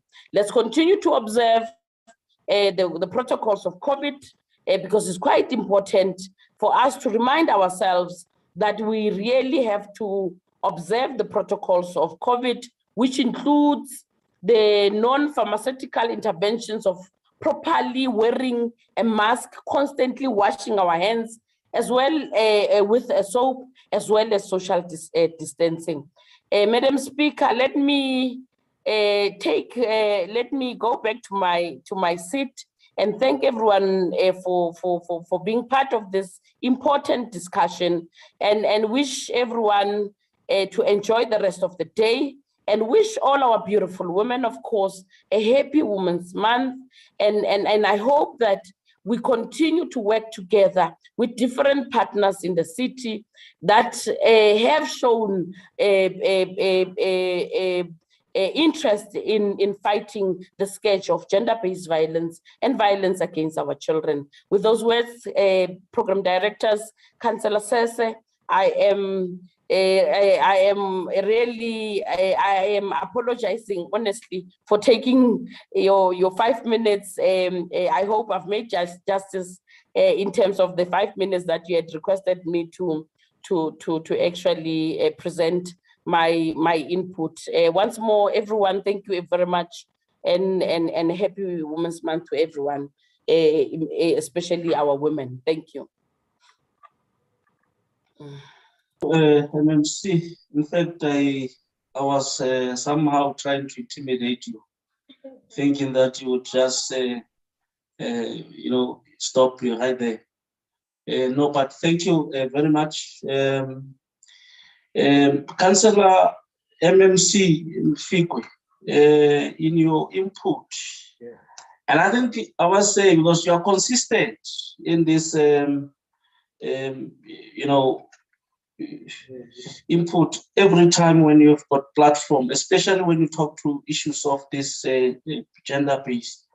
You are extremely consistent in saying lento yokuthi indoda ayikhali yabekezela, it doesn't work. You are encouraging that we must cry. And thina sikholwa bathi indoda ayikhali. But the reality is, in every man we are human, and I think I agree with the input you presented. Let me immediately invite the MMC, Thomas Mufuge. Is also online. He would present to us what is the economic impact of gender-based violence in the city of Johannesburg. So I hope you are there, MMC. Can I just see if I'm here, Program Director. On my program here, you also have 5 minutes. So I don't know if you'll also manage, but if I come back and then I'll have to switch off here. Now, over to you. Thank you. I'll only take less than 5 minutes, Program Director. The Speaker of the Deputy Speaker of National Assembly, and Adelichisa Tsenolo, the Executive Mayor of the City of Johannesburg, and Jolie D. Matongo, and the Speaker of the City of the Johannesburg Council, Menoneba Mulwele, members of the Mayoral Committee, and fellow panelists, I greet you all. And I want to thank you for the opportunity of inviting me to this wonderful debate, especially the debate that comes when all of us and the whole country is focusing at women, all the contributions that our beautiful mothers and sisters are doing in the country, and honoring them throughout this month of August. I believe, Madam Speaker, that this topic came just at the right time, because this is the time when we really want to empower the women of our city, the women of our country, despite the fact that they come from whatever background, whether they come from the background of poverty, of the background of wealth, we honor them all, and we just want to say, this is your month, and let's focus mainly on this important issue that is actually disturbing all of us who do not want to see gender-based violence continuing as it is continuing. I was a bit worried to see that, you know, in the city we have our own hotspots of gender-based violence. You know, you name places like Alexander, it appears as one of the hotspots. You look at Ivory Park, it comes second as one of the hotspots. And you look at places like Orange Farm and places like Dobsonville. Now that we know where this problem is existing and where it is strong, I believe it is the role of us in the city to make sure that we work together with those communities, educate them, and make sure that they actually become aware of this giant that we are faced with. And I would like to say, you know, it is also very much worrying to realize that South Africa is ranking as the 4th in the world when it comes to gender-based violence. It cannot be. It is where we live.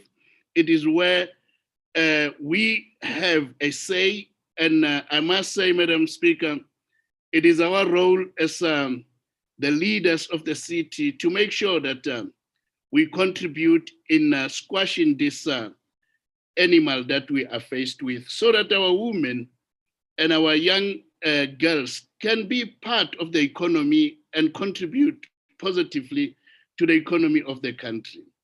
You know, it was also worrying to see that, Madam Speaker, you know, according to KPMG, that almost 50% of women in the country are affected by this disease that has encroached in our homes. So we have to do something about it. But the worst is when you realize that this has got so much negative impact on the city itself, on the economy, because the study shows that gender-based violence cost the country between 28.4 billion rand to 42 billion rand every year when it occurs. So it affects us in many ways, and the country cannot lose so much money, and the economy of the country cannot be affected by this social ill that has to be eradicated and be taken out. You know, I was listening to one of my fellow panelists who is the survivor of this gender-based violence. It is something that cannot be tolerated. And the most important thing, Madam Speaker, that I think must be done, it is for us to go out there and educate the people. It is for the mothers to start talking to the young ones, you know, to the young ladies, to make them aware that there is this problem that the country is facing and how they should actually handle it and how they should also avoid it. Because I think if these people that are perpetrating this violence on our women can be isolated and women can be able to identify them, we will be able to achieve good results. I must also say, Madam Speaker, that, you know, because the economy is being affected by this, the hospitals, you know, people that are affected by this end up not going to work. They end up having low esteem, you know, not to be able to be productive at work not to be able to be productive to the economy of the city. This is something that has to be totally squashed, and we cannot wait longer than this. You know, the restrictions of COVID-19 is also another. It is also another. They contributed to intensify the circumstances of GBV, and one will understand that you know, once the people's movement are restricted, people stay together in the same houses. They stay together in whatever settlements that they have. And this violence start taking place and so on. But I think, again, it is our responsibility to make sure that even if there are restrictions to movements of the people and so on, we must be talking to our law enforcement to be aware that this thing is actually consuming a lot. The courts are busy because of this GBV. And not only the courts, it is also said that many people are avoiding and are even not going to work because they are not, they have challenges or the after effects of GBV. Madam Speaker, having said this, I must say that as a city of Johannesburg, and out of the 24 billion that we lose in the economy because of GBV, Johannesburg has a bigger percentage in that, and we must make sure, and especially us as the Department of Economic Development has to be doing some other things, you know, to work on this. Now, on the positive side, our department is doing wonders when it comes to empowering women. We have what we call opportunity centers.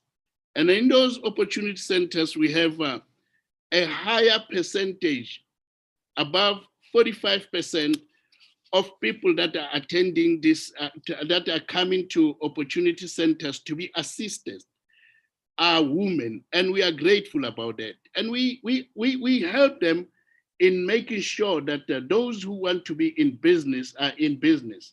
Those who want to get opportunity or work opportunities or employment opportunities are also being exposed to them as well. So I'm happy that our Directorate of Development of Economic Development has already focused on this, and we really want to make sure that we have to push, even in our own departments, a higher number of women to be in strategic positions, to be in decision-making positions, because we know that women are capable. We know that women, given a chance, can show commitment that they always show, even in their own houses. So having said that, I just want to encourage all women that have been exposed to this disease of GBV, that, you know, they have to go out there and report these things, you know, because in most cases, we feel sympathetic to the perpetrators of this violence. But the truth is, we cannot allow this kind of violence carrying on, because it impacts us negatively, and it impacts the economy of the city negatively, and impact us negatively even in our own homes. So I want to thank you, Madam Speaker, for the opportunity, and I want to encourage all the organizations that are working to empower and to help our women to work even harder and make sure that they succeed in making sure that our women are being helped and assisted in all angles. Thank you so much, Madam Speaker, and thank you so much, Program Director. Have a lovely day. No, definitely spot on. 5 minutes. I will be cheap. The next topic would be understanding the concept of men's parliament and how local government can get involved in the fight against gender-based violence. Our speaker is none other than Mr. Solomon Lichisa, the Deputy Speaker of National Assembly. Over to you. Councillor says, ke kopa lebitso leo la sekgowa o le tlohele ka hara ID.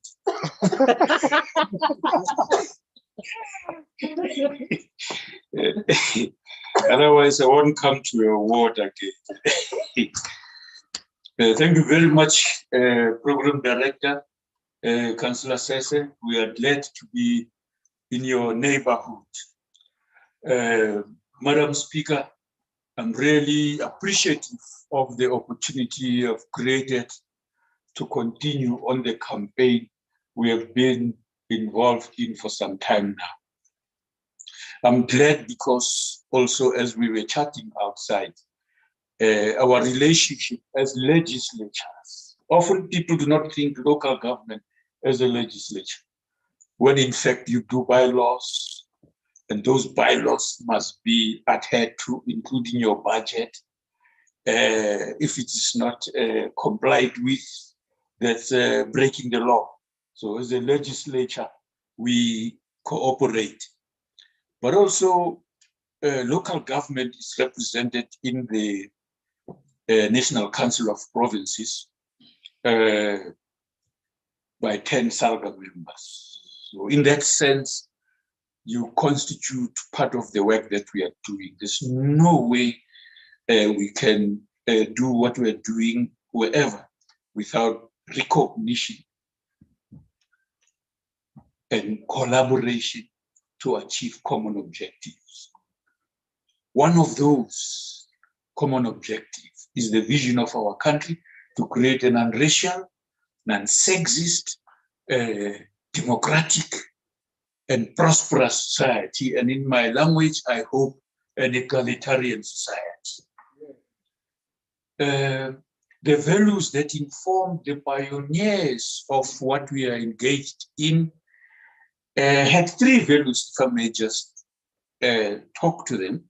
And that is, they had integrity, they had honesty, and humility.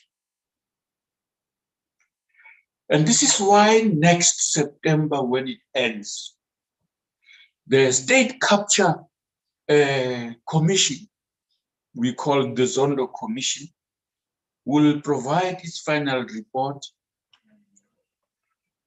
to tell us how we have departed from fulfilling those values and what they think we must do to get back onto the right track.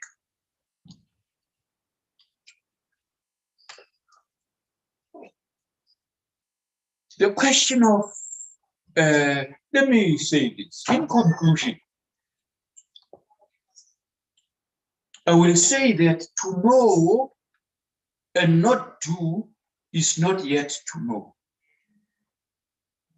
To know and not do is not yet to know. This is a Chinese saying, talking about the relationship, the dynamic relationship between theory and practice. So, Madam Speaker, and this is part of the conclusion. When we finish these discussions here and the wonderful insights, however heartbreaking some of them are, what difference are we going to make in our individual capacity on this platform, including in our organizational capacity and the municipality? So that as we approach the elections, either in October or next February, what gets done is based partly on the insights generated from these conversations. So this is my request to all of us individually and collectively to be mindful of the necessity always, as our understanding broadens as a result of the experiences of the many speakers who spoke here and presented to us. It must be reflected in practice, what Lisa was calling a changing behavior. And I want to challenge her and say that it's not a changing behavior only of men, but it is also of women. Patriarchy is buttressed by both men and women, traditionally. And so if we don't go to the roots also of that patriarchy, there are others who it serves, and so they perpetuate it. So we must find, and this is what is interesting happening in the men's forum, as it happens, as men talk about what led us to do these things. What are the explanations for why we are behaving and acting this way? And how can this be solved? Both in our homes, in the workplaces, and the increasing appreciation and understanding of the root causes of the problem is what is leading often to changes that are not noticed elsewhere, but in practice where it matters most, these are registered. So those men who have participated in men's forum in Gauteng, I forgot, Madam Speaker, to alert the chairperson of the men's forum in Gauteng that I'm coming to the city to talk on this, on the issues that he leads in the province. So in a sense, that work is crucial for us to work together with them. I do want to suggest that behind the men's forum, let me put it this way, there's a wisdom from the old. Until the lions have their own historians, the history of the hunt will glorify the hunter.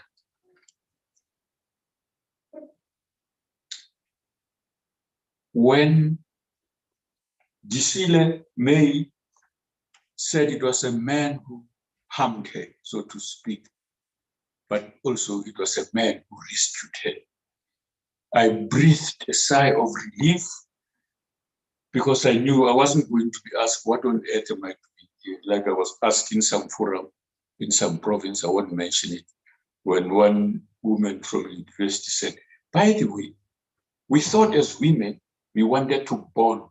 What is that man doing here?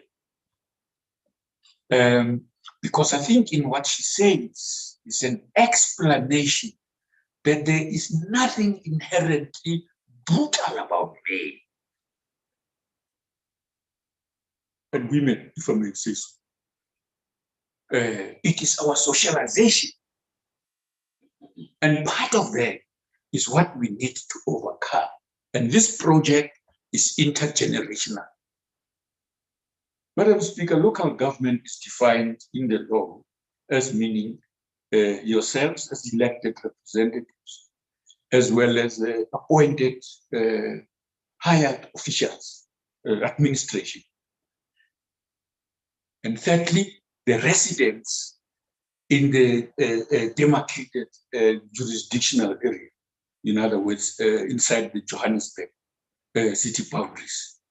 Residents there constitute the third element of what a municipal council is. So when we say the council fails or succeeds, we're talking not only about elected representatives, but also officials who are appointed there, acting together with the communities and people in that area.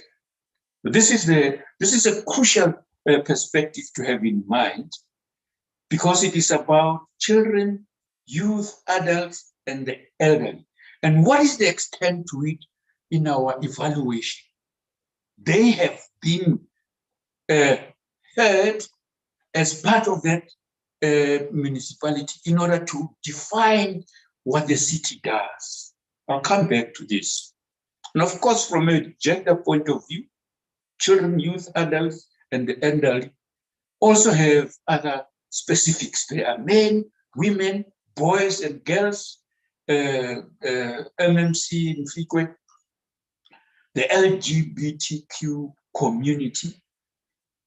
Then traditionally, historically, our prejudices must be dumped so that we appreciate, as our constitution guides us, that human beings must be treated as human beings, irrespective of how they prefer and choose to define themselves. This is a long-term journey. In other words, what we are doing today must matter in the medium term and in the long term. In 2030, when we have to account for what we have done to put into practice the objectives of the National Development Plan, what will the, what you call the COG, City of Johannesburg?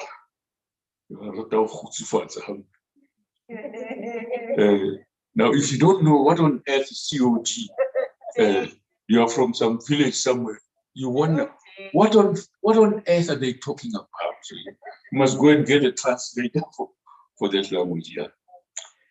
And this is a critical part that, just to illustrate, I said to a community in Limpopo that you must speak to Mondi, who you are giving a lease to use your land, which you have reclaimed back, to tell you what will they have done in the next 10 years when they are using this land which is yours in your interest. And I suggested, why don't you start them with investing in early childhood, so that in 10 years' time, which is going to be very soon, you must be able to see the quality of children who come through this early childhood facilities, creches, that they have been brought up in a manner consistent with the best values of our constitution and the parents.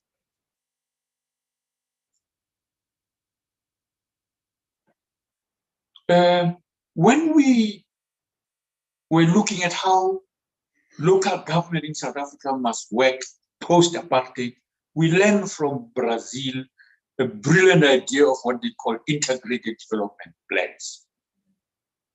That these called integrated meant integrated. But I suspect you're my witness, Madam Speaker, Loy, that we have not succeeded to have our work integrated properly. In other words, each sector was meant to have a master plan that says in the next 5 years, for example, on questions of men and conditions of men in this city, these are programs that we must put into place, so that we must be able to see the difference at the end of 5 years arising from it. They are integrated also because they are affected horizontally inside the city by what each of the other departments are doing: water, rubbish and waste collection and management, etc. How it is done to impact on this is a critical component of that. That's integration horizontally. But it is also integrated vertically. That when the municipality has consulted its community in the manner we suggested earlier on, and they have more or less identified the next steps that should be taken, they need to hear, which is a regulation of, if I'm not wrong, Municipal Finance Management Act, that requires that each department must provide municipalities with an indication of resources to that municipality in the next year, whenever budgets are passed and so on.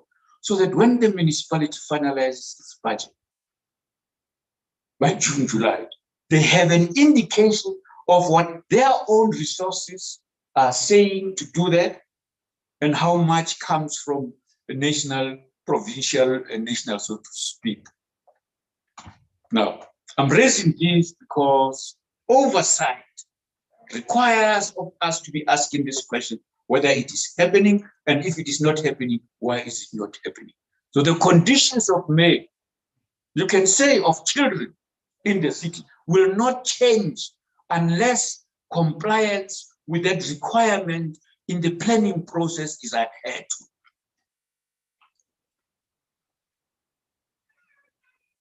When we wrote the Constitution, and as a result of that, we passed laws.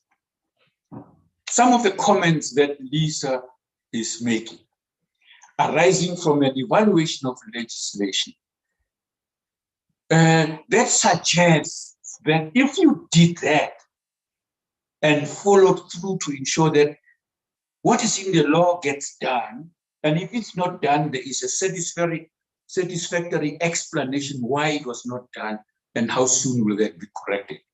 It would make a huge difference in our legislature, Madam Speaker, at the metropolitan level, similarly at the provincial level and national level. The reason, as the Speakers Forum National, we commissioned the high-level panel to evaluate laws and why they did not make an impact that it was expected, was partly because we realized that we spent time making laws and not enough to evaluate the impact they were intended to. And one of those pieces of legislation was the equality legislation, as contained in the Constitution, and in a sense, making reference to human beings as equal in our country. Failure to do that has also meant that we are in trouble with implementation. The patriarchy I referred to and socialization that keeps it alive arises from assumptions of superiority of men over women. It coincides with the class divisions in society, that women are paid less than men. The same idea that is reinforced by socialization. And so, in other words, fighting the distinction between men and women and their roles in the problems we're confronting partly also serves the interests of others who want to make the biggest amount of money and give the least amount of money to women.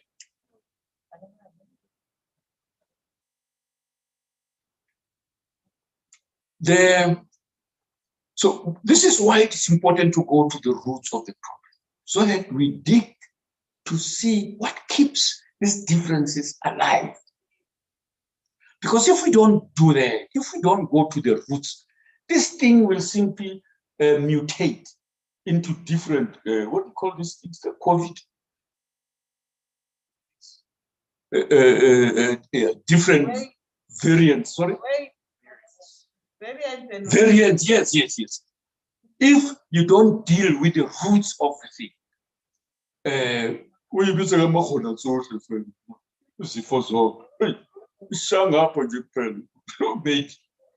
but the point I'm making about it is that it is up. This is what is growing in the forums that are held. I know we have had this from women who have met frequently. Their understanding of the roots of the problem has deepened. Similarly, men too, going through meetings to examine what lies behind what they are doing, what lies behind their violence. It is partly an intergenerational story that comes from back. The colonial and apartheid violence that characterize society continues. And by the way, even amongst the well-to-do, there's an assumption that the poor, unemployed are the ones who are even more violent. You look at women who come from well-to-do families across the board, trying to use makeup and sunglasses to hide the violence meted on them. The stories that arises from there are horrific. So this violence is multiple it's got many dimensions which must be understood. So in the way in which we campaign against it, we must be alive and alert to those dimensions. As I close, Madam Speaker, I do want to draw on and say to MMC in Fikwe that her reference to the story of boys. Fortunately, the former chairperson of Commission on Gender Equality, Vanuzel, shows participated in a meeting convened by Men Engaged, which is an international body of men supported by UN Women and by the Indian government.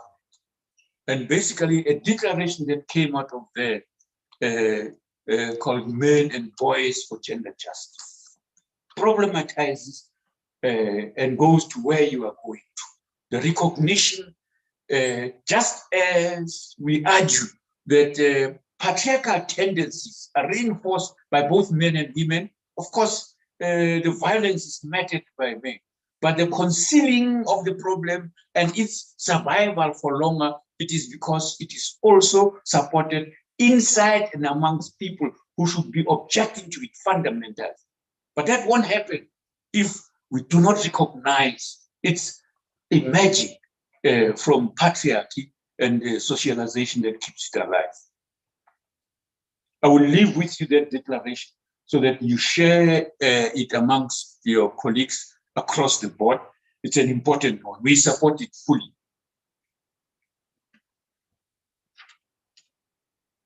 Let me also offer that as a South African Parliament, we supported SADC Parliamentary Forum by seconding a gender activist professional to work for the SADC Parliamentary Forum and to work with the countries that belong to SADC to develop a gender strategy.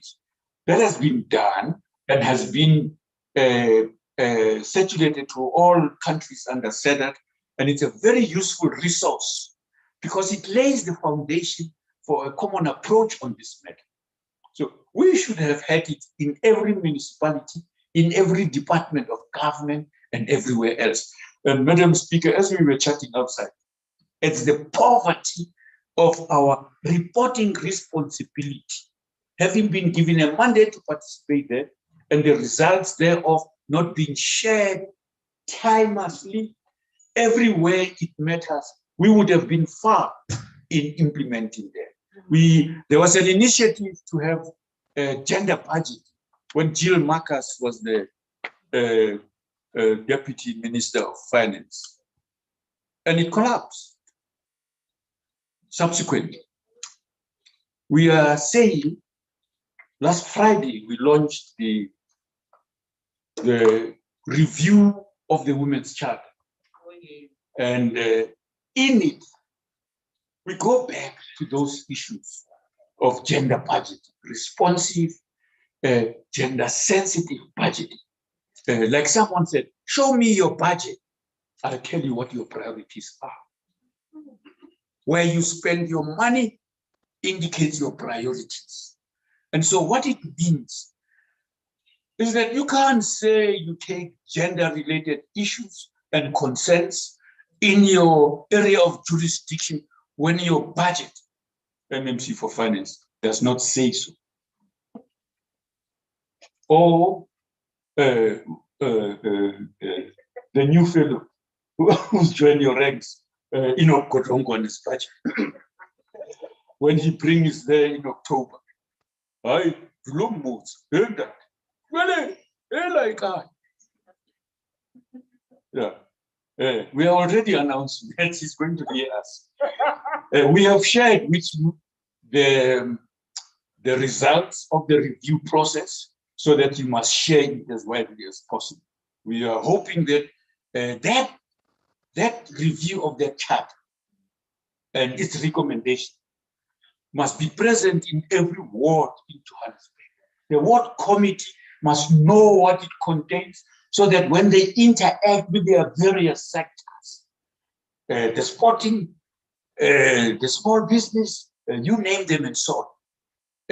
That understanding, that appreciation of gender responsive, sensitive gender budgeting is a critical component of how we must influence. We used to work in areas where wards would be given, say, 50,000 to spend the money on whatever they chose to do. And in fact, that program itself is similar. If in your assessment of what's happening in your ward, you think facilities for women are not peopled appropriately, or their infrastructure does not have enough this and that, so that a little bit can go there, whilst the broader, bigger budget can work with it in the medium to long term. It's a critical idea.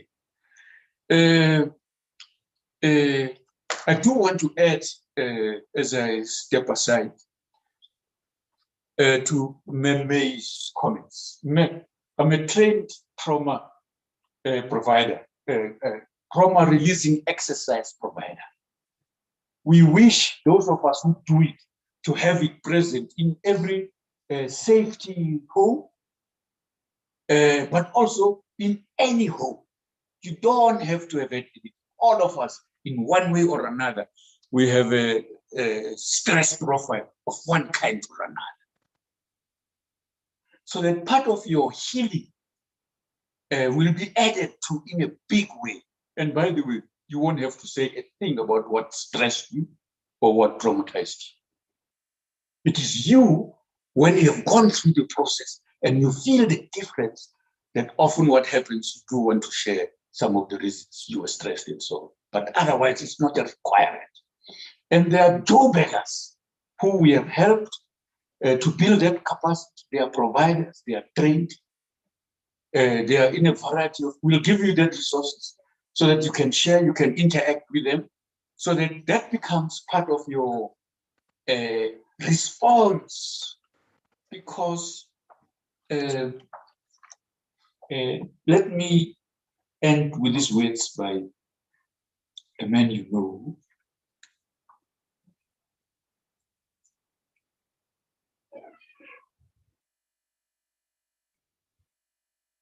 Yes, sir.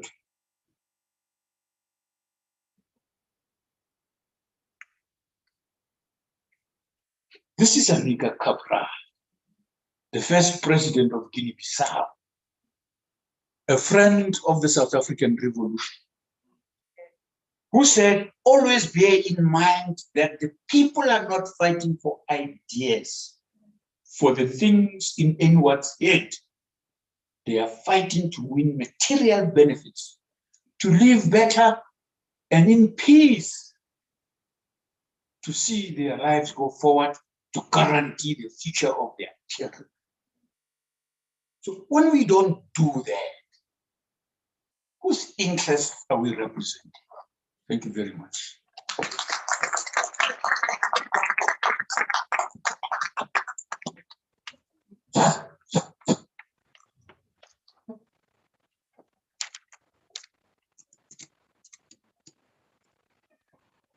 No, thank you very much,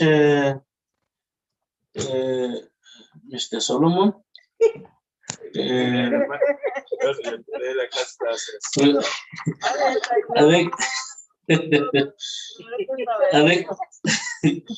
think we must agree that the last question you just asked will definitely Speaker call Solomon to come and really respond to that question.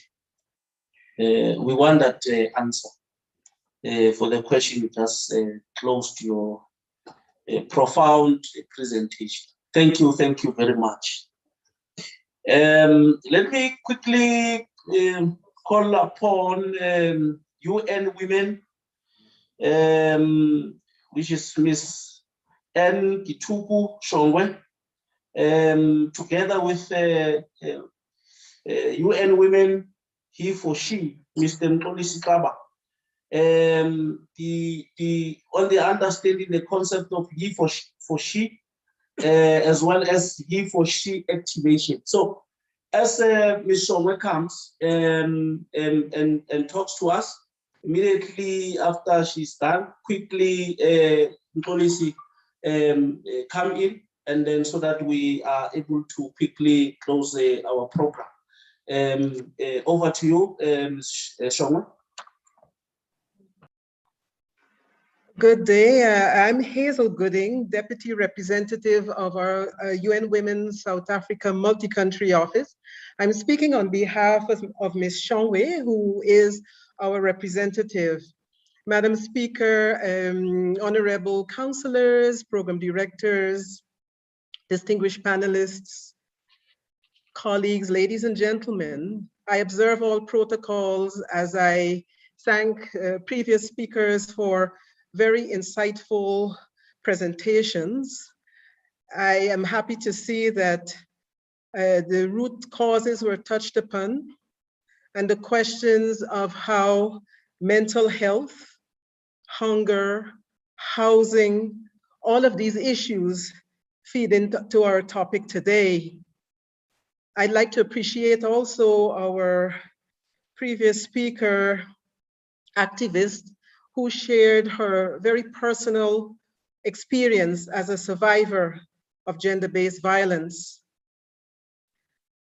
I want to also empathize with Madam Musina, who struggled with whether or not she should say she's happy to be here to be part of this conversation, as we are faced with very daunting statistics and incidences of gender-based violence within a very important month as we observe Women's Month.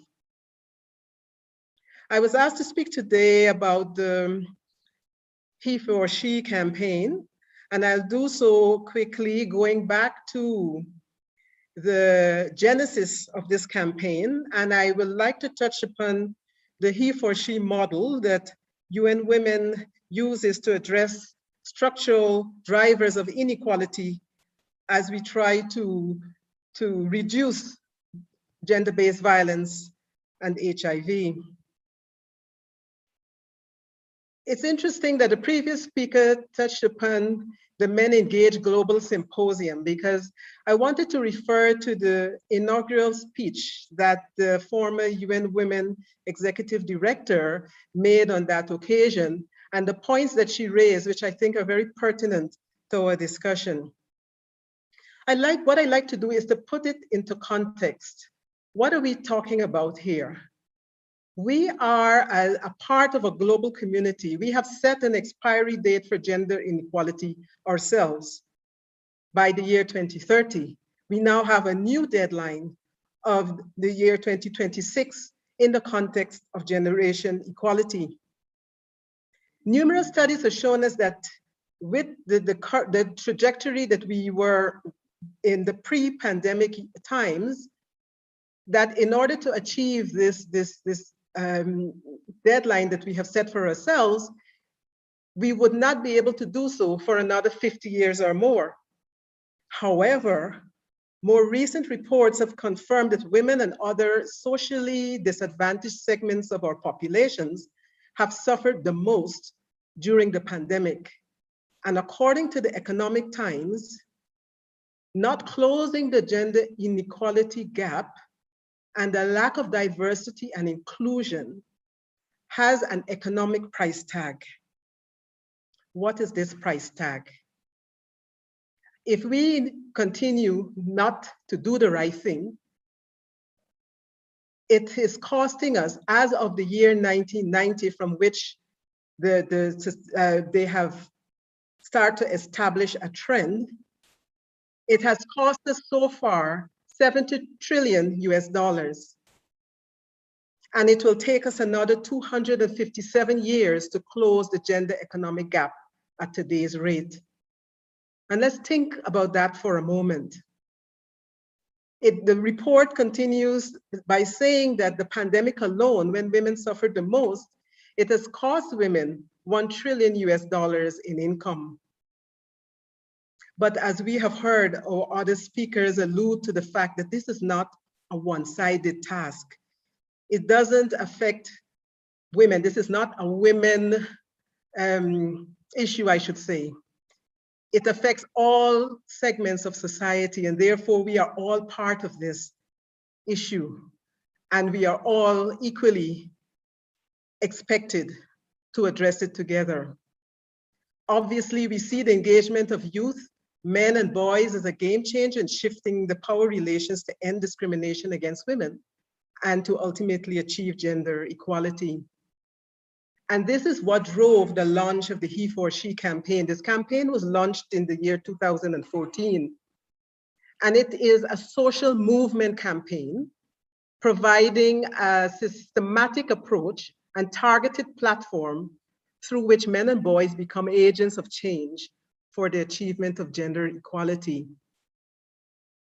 According to UN Women, achieving gender equality requires an inclusive approach that recognizes men and boys as partners for women's rights and acknowledges how they stand to benefit, and all of us stand to benefit from gender equality. I'll touch upon what the movement has as its 4 broad-based goals through its advocacy efforts, and I'll outline them here for us. One of them, of course, is to eliminate gender-based violence, to accelerate women's economic empowerment, to support women's role in peace and security processes, and to advance women's political participation and leadership. And I remember the executive director at the time saying the launch was a web-based launch where men were expected to go online and make a pledge. And she made the statement that we need men to go beyond just clicking on an online pledge. We need action. We need men to speak out against all forms of discrimination, to speak out against sexism, to take action to stop violence against women, to refuse to be bystanders, and to denounce it and to reject impunity, to say no to marrying young girls and to speak out against those who actually do, to challenge gender stereotypes, to share equitably in family and household responsibilities, and to be positive role models in their communities and families. This action that the UN Women Executive Director at the time called for several years ago is what we now see realized in the Generation Equality and Action Coalitions today. And she has also called on us all to extend our reach right out beyond our traditional constituencies and beyond our comfort zones. And this brings me now to what UN Women is actually working on in responding to gender-based violence and HIV by addressing what we call structural drivers of inequality. This is the aim of this project is actually to reduce violence against women and the spread of HIV through changing men's attitudes towards gender-based violence, on equal gender relationships, and their role in preventing the spread of HIV. The program consists of 2 important elements. One being community dialogues, which are held in taverns, places of worship, and other public spaces targeting individual behavioral and mindset change. The other element is advocacy, community mobilization against rape and other cultural harmful practices that increase women's vulnerability to gender-based violence and HIV. Bringing those 2 elements together, the objective is that these results and the information collected from the community dialogues and advocacy campaigns are used collectively to engage with policymakers and to make policy inputs to ensure that we are making evidence-based decisions. I would like, just before closing, just to touch on the 2-pronged approach that is being used here. We have the Young Women for Life movement, And we have the Heforshe community models for effectively engaging men. Speaking about the Young Women for Life movement, we have programs that exist in South Africa in 7 provinces, expanding to Botswana, Eswatini, and Lesotho. And the program focuses on psychosocial support through peer support groups and dialogues, as well as identifying and mitigating vulnerable structural drivers. On the Heforshe community model, there again, we have programs existing in 7 provinces in South Africa and Botswana, and we will start in Lesotho and Eswatini in due course. The program works with men in opinion-forming settings and aims at transforming views, mindsets, behavior, and practices which foster toxic masculinities, as you've heard others speak about earlier. It has been quite successful in taverns and in faith-based settings, A new program working with traditional leaders is starting in South Africa and hopefully will be replicated next year in Botswana and Lesotho. Before closing, I would just like to reiterate that it's up to all of us to take up this challenge. This is for all of us, all genders, all races, all ages, to create for ourselves the harmonious, inclusive, productive, and sustainable communities and environment that we wish for ourselves, not just today, but in our future. I thank you very much, Madam Speaker, for this opportunity. Over to you.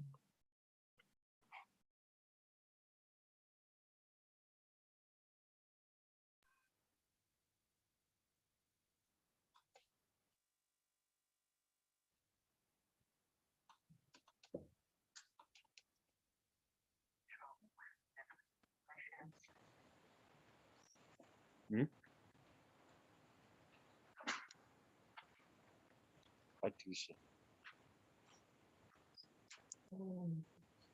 What do you say? Okay. There I am seeing. And then?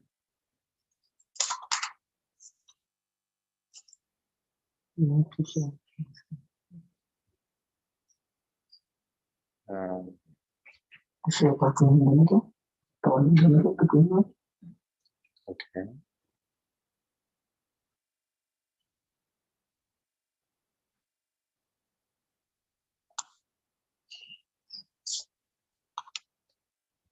Share. Okay, it's done.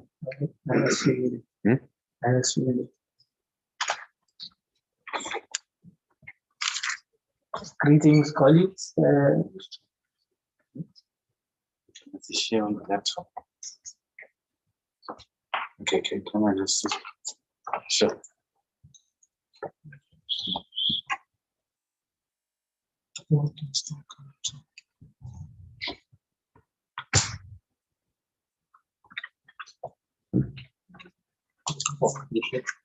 Just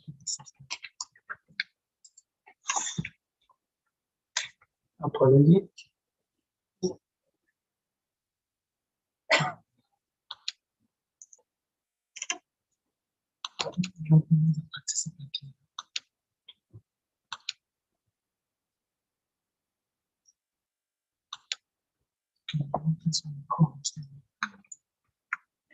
Colleagues, I think I'm going to freestyle it a bit, and that's just because of time. So in the interim, as we await the preparation for the technology to operate accordingly, I'm going to request that as a collective, we claim the Heforshe program. Am I not audible? The people online won't hear you. Okay. The people online. Yes, colleagues, greetings. I would just like to take the opportunity as they resolve some of the technical challenges that we face, that we participate in an exercise around Heforshe. And that is in essence to claim the Heforshe program. And in so doing, what we usually invite our audience or those who are engaging in the Heforshe program is to express the words that are I am Heforshe. The I that is talking to you now on the stage currently, my name is Mkoli, but it is not only an individual claim that I make by saying I am Heforshe, but it's also a collective claim that I invite everyone to make. And in the beginning, what I will invite you to do is warm up your voices and repeat after me. On the fourth occasion, I will then ask that we do it collectively in a choral manner. So in beginning, please, if we could, all of us, after me, I am Heforshe. Now, go. But I know that the volume, the decibels, we can raise those a bit. Second opportunity, warm up. I am Heforshe. That sounds much better. And you know, like DJs, when they're doing the amapiano thing, sometimes they switch off the sound, and then you hear the crowd. So I would like maybe this third time just to attempt it, but this time I'm hoping to hear your voice on the mic. I am Heforshe. I hope you heard them. So the fourth time, I will count to 3, and we will all then, in one unified voice, state the fact that we are Heforshe. 1, 2, 3. I am Heforshe. Okay. One more time, please. 1, 2, 3. I am Heforshe. Thank you very much. You've honored me. I hope you've resolved. We have. Okay, can you see him? Okay. Thank you very much, colleagues. Can you share? Okay, there it is.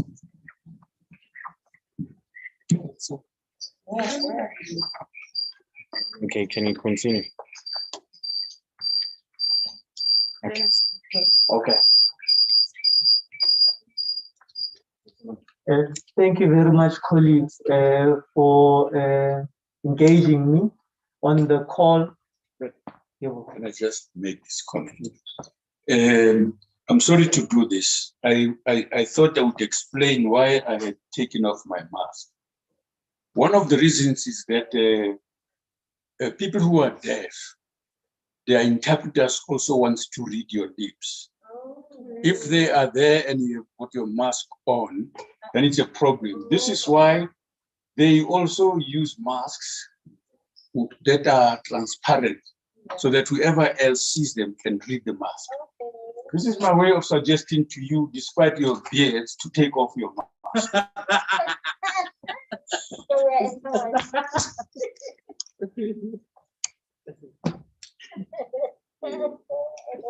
I most appreciate the advocacy for inclusivity and diversity and welcome it.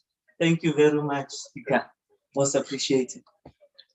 Accordingly, colleagues, mine is a complementary task to speak to the presentation that's already been made on behalf of UN Women as part of this multi-stakeholder forum around anti-gender-based violence advocacy. Accordingly, Heforshe draws its attention to a intersectional approach, speaking to various stakeholders across the spectrum. We have partnerships with universities. Currently, we have partnerships with this university, and we also have partnerships with UCT. And we're engaged within advocacy work within those constituencies and having to galvanize around the gender-based violence messaging, but also engaging young boys and young men with our partners. Accordingly, what we do when we engage is that we engage around issues like intimate partner violence. We engage on issues of gender parity in the workplace, equal work, equal pay, and advocate for that. And we also systematically engage on issues around public governance structures and policies. So ours is not only to advocate, but also to see the change within which we want to live in. Why do we do so? Because it cannot be at a principle value-based level that the lives of our fellow citizens takes 50 years for them to realize equality. That it may take 50 years for 50% of the power to reside with 50% of the global population, which constitutes women. It's unacceptable. And it's not change to come, but it's change now that is required. One of the things as he for she advocates, as a he for she advocate that we ask ourselves is, as a man, am I he for she qualified? Are you he for she verified? We want young girls, we want women as fellow citizens to ask themselves that, are the men in your lives he for she qualified and verified? Are the boys and men in your life, communities, schools, in solidarity with women and girls against gender-based violence? Are they in solidarity for gender equality? He for she, one of the primary characteristics of he for she and one of the benefits that the communities that we've engaged with across he for she has been that he for she has served as the gender-based violence risk indicator. One, it delivers awareness. Two, it promotes a mindset shift. And three, it then engages and challenges us to begin to change our behavior. In closing, I would like to invite each and every one of us to act for equal towards a generation of equality. And in so saying, one more time, invite you to lay claim to the fact that you are all he for she advocates. At the count of three, please, colleagues, can we say that?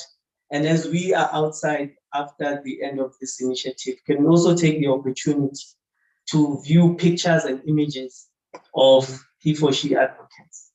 I would like to share that with you, as we can see on the screen currently, that there are messages also associated with being a he for she advocate.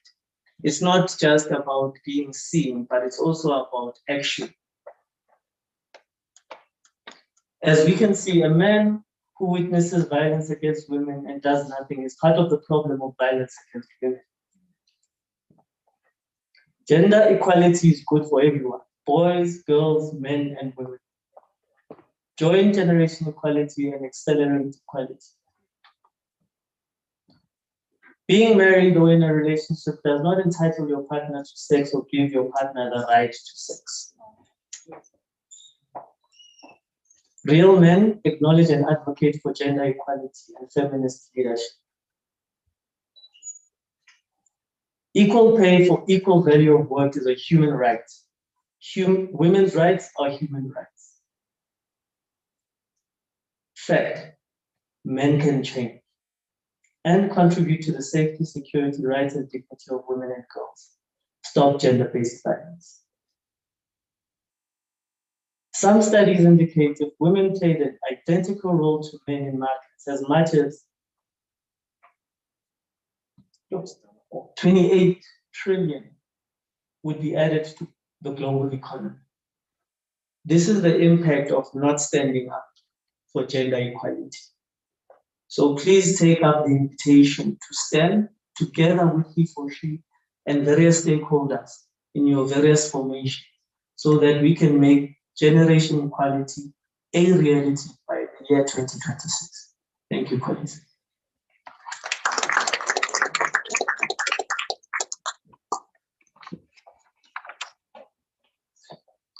Thank you very much. Indeed, I am he for she. We have come to the end of our program.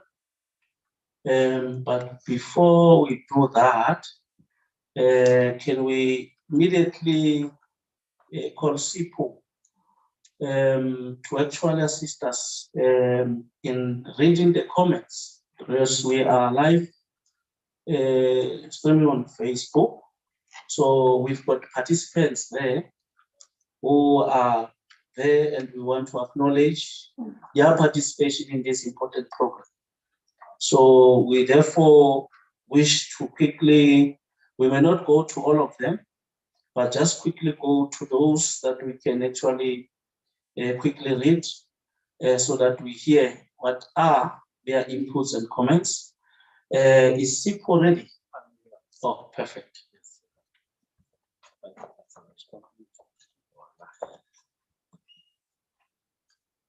Dumelang bagolo, greetings to everybody here today. Ntate Speaker, Deputy Speaker of Parliament, Rahulumeli Santate, Madam Speaker, and to our panelists. There are so many questions and comments on social media, and I thought what we will do, I'll just look at some of the important ones, not that the others are not. A quick one on one of the chat groups on Zoom. This one says, Amen. We need to start healing from the root and not from the symptom. Let's heal the boy child. Bua. Tuli Ndebele says, I've taught my boys to cry. It has helped them to deal with their anger issues. Desiree Anita Aren says, I'm part of a GBV group. There is youth that wants to join a GBV group. Why can't government empower those girls by involving them and communities and have programs where they can engage? She further goes on to say the boy child needs to be educated. Osundumiso Mtembu says, thank you for sharing, and may Nosika and Lost Soul rest in peace. Thank you, MMC Mfikwe. Matileng Becky says, parents are to stop having arguments, swearing, and fight in the presence of children, as that will seem normal to a child when they grow up. Desiree says, I was abused physically, and till today, this man is abusing me emotionally. That is why I joined the GBV group. SAPs don't take the GBV issue serious. Only when it's a women's month, you will see them acting after that is done. Rina Mtlachana says there's really too much work that needs to be done. The first task at hand is to struggle to have no coalition government. Okay, that's on another issue. Tulindebele says, I've taught my boys to cry. It has helped them to deal with their anger issues. I think, Madam, let me end there. But thank you very much to everybody who is logging on our social media platforms and is commenting on our Facebook pages. Thank you very much, leadership.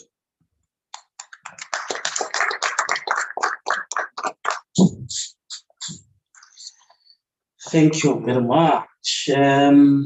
Most definitely, we just 1 hour, 30 minutes behind time. And really, we must apologize to all of you.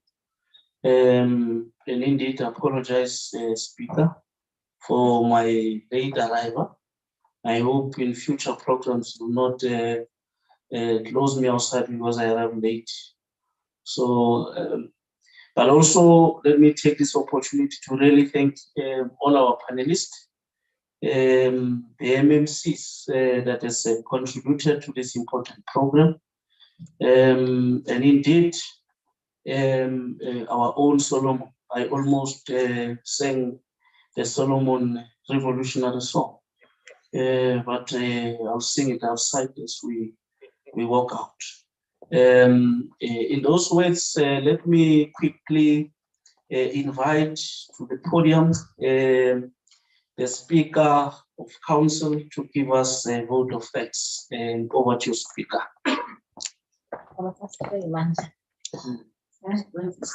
Thank you very much, program directors, Councillor Sesedinyana, the councillor of the area of this ward where we are. Thank you very much for welcoming us in your ward and also program directing this important program.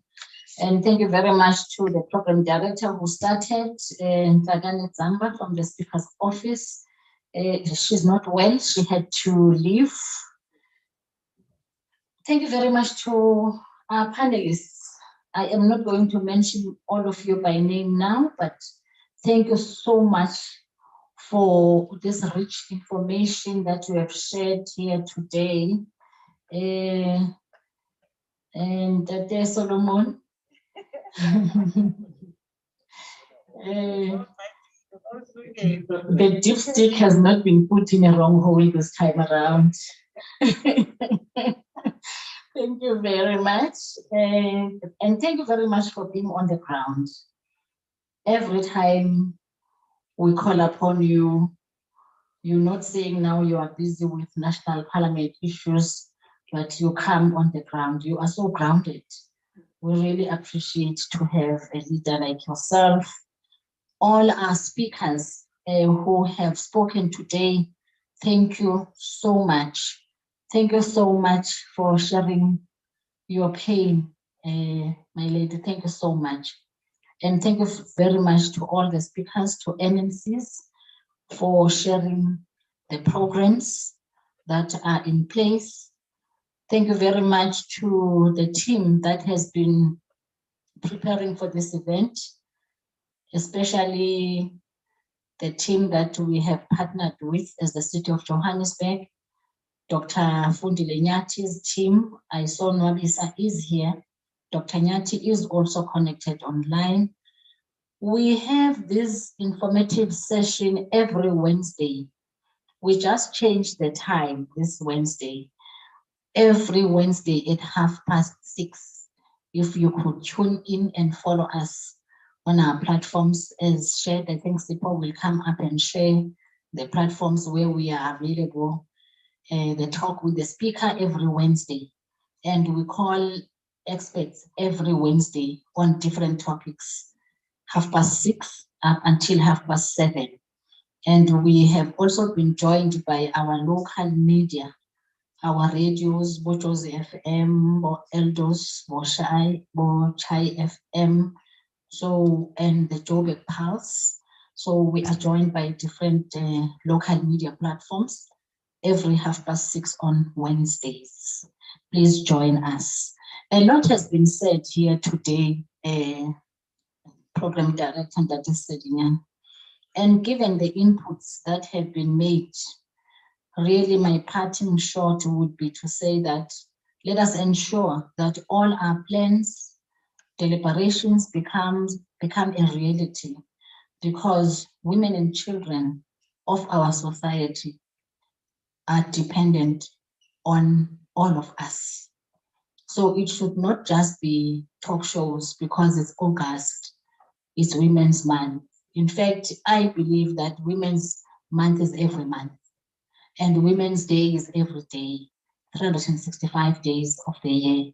So it should not just be talk shows, but we should be implementing what we are talking about. We are giving a hope. All our speakers that have spoken here have given hope to the vulnerable, to those who are abused. And so let us really implement. Let us empower our women, and the empowerment of our women involves all our participation, not only women alone, but the fact that we had men who spoke here today. We had our deputy speaker here sharing information. He has already shared the documents that he promised with me. So I will try and share those documents as he promised, that information, so that we are further empowered. So as local government, we are committed, as you have heard from our MMCs, we are committed to work with our society in fighting gender-based violence, but it should not only be for government, but for all of us. So I implore us as women to never tire in ensuring that our plight is heard and that it is attended to. So, so all of us, we have to work towards ending this sketch. As I am parting short, I want to quote what Dr. Madiba once said when he said, I quote, "Of course, the task will not be easy, but not to do this would be a crime against humanity, against which I ask all humanity now to rise up," close quote. So, ladies and gentlemen, let us rise together. This is not just a woman's problem, as I said, it is a societal problem. So let us rise together as a society, as a people, and bring back Ubuntu, because the abuse of women and children, these killings of women, is against Ubuntu. As Councillor Mfikwe has said, MMC Mfikwe, that we have launched a moral regeneration movement in the city. Moral regeneration movement is also having their outreach programs where we are trying by all means to bring back Ubuntu and to do away with the moral decay that has affected our societies. So let us expand on programs such as these ones and many other programs to our NGOs. Please invite us, involve us when you do your programs, because together we can do more. And with that said, let me thank all of you for participating. Thank you, those who are online. Thank you for your inputs. And those who are here this evening, thank you very much for having put everything aside and you participated in this. So let us work together 365 days of the year in making sure that our women and girls are safe in the hands of the society. Thank you very much, Program Director. I am not going to close the session. You are going to close the session because you are Program Director. I was just doing vote of thanks. Thank you.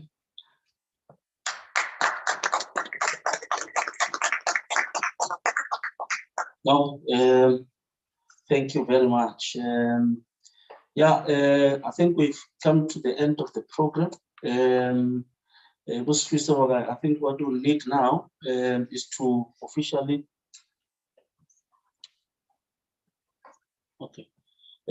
would be to officially close the program with the announcements. Sipo, I hope is ready with those announcements quicker. And as soon as I finish with announcements, we'll just have some photo taken here. Are you ready, Sipo? Oh, okay. I'm ready. Yeah.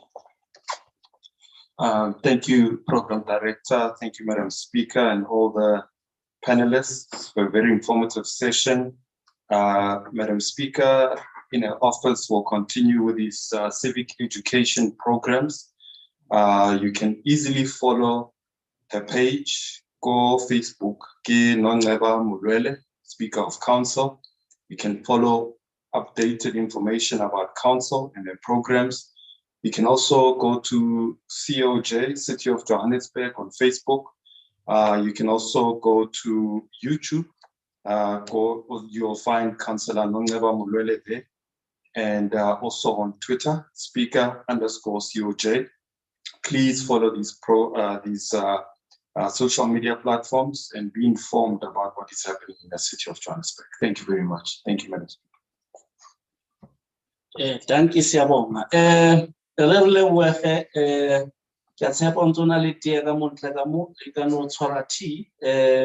In the meantime,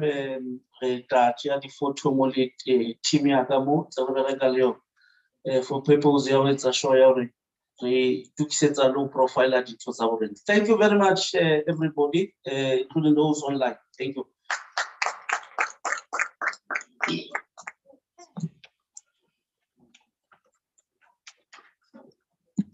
Okay. Siso, usha into zakho. Oh, all right.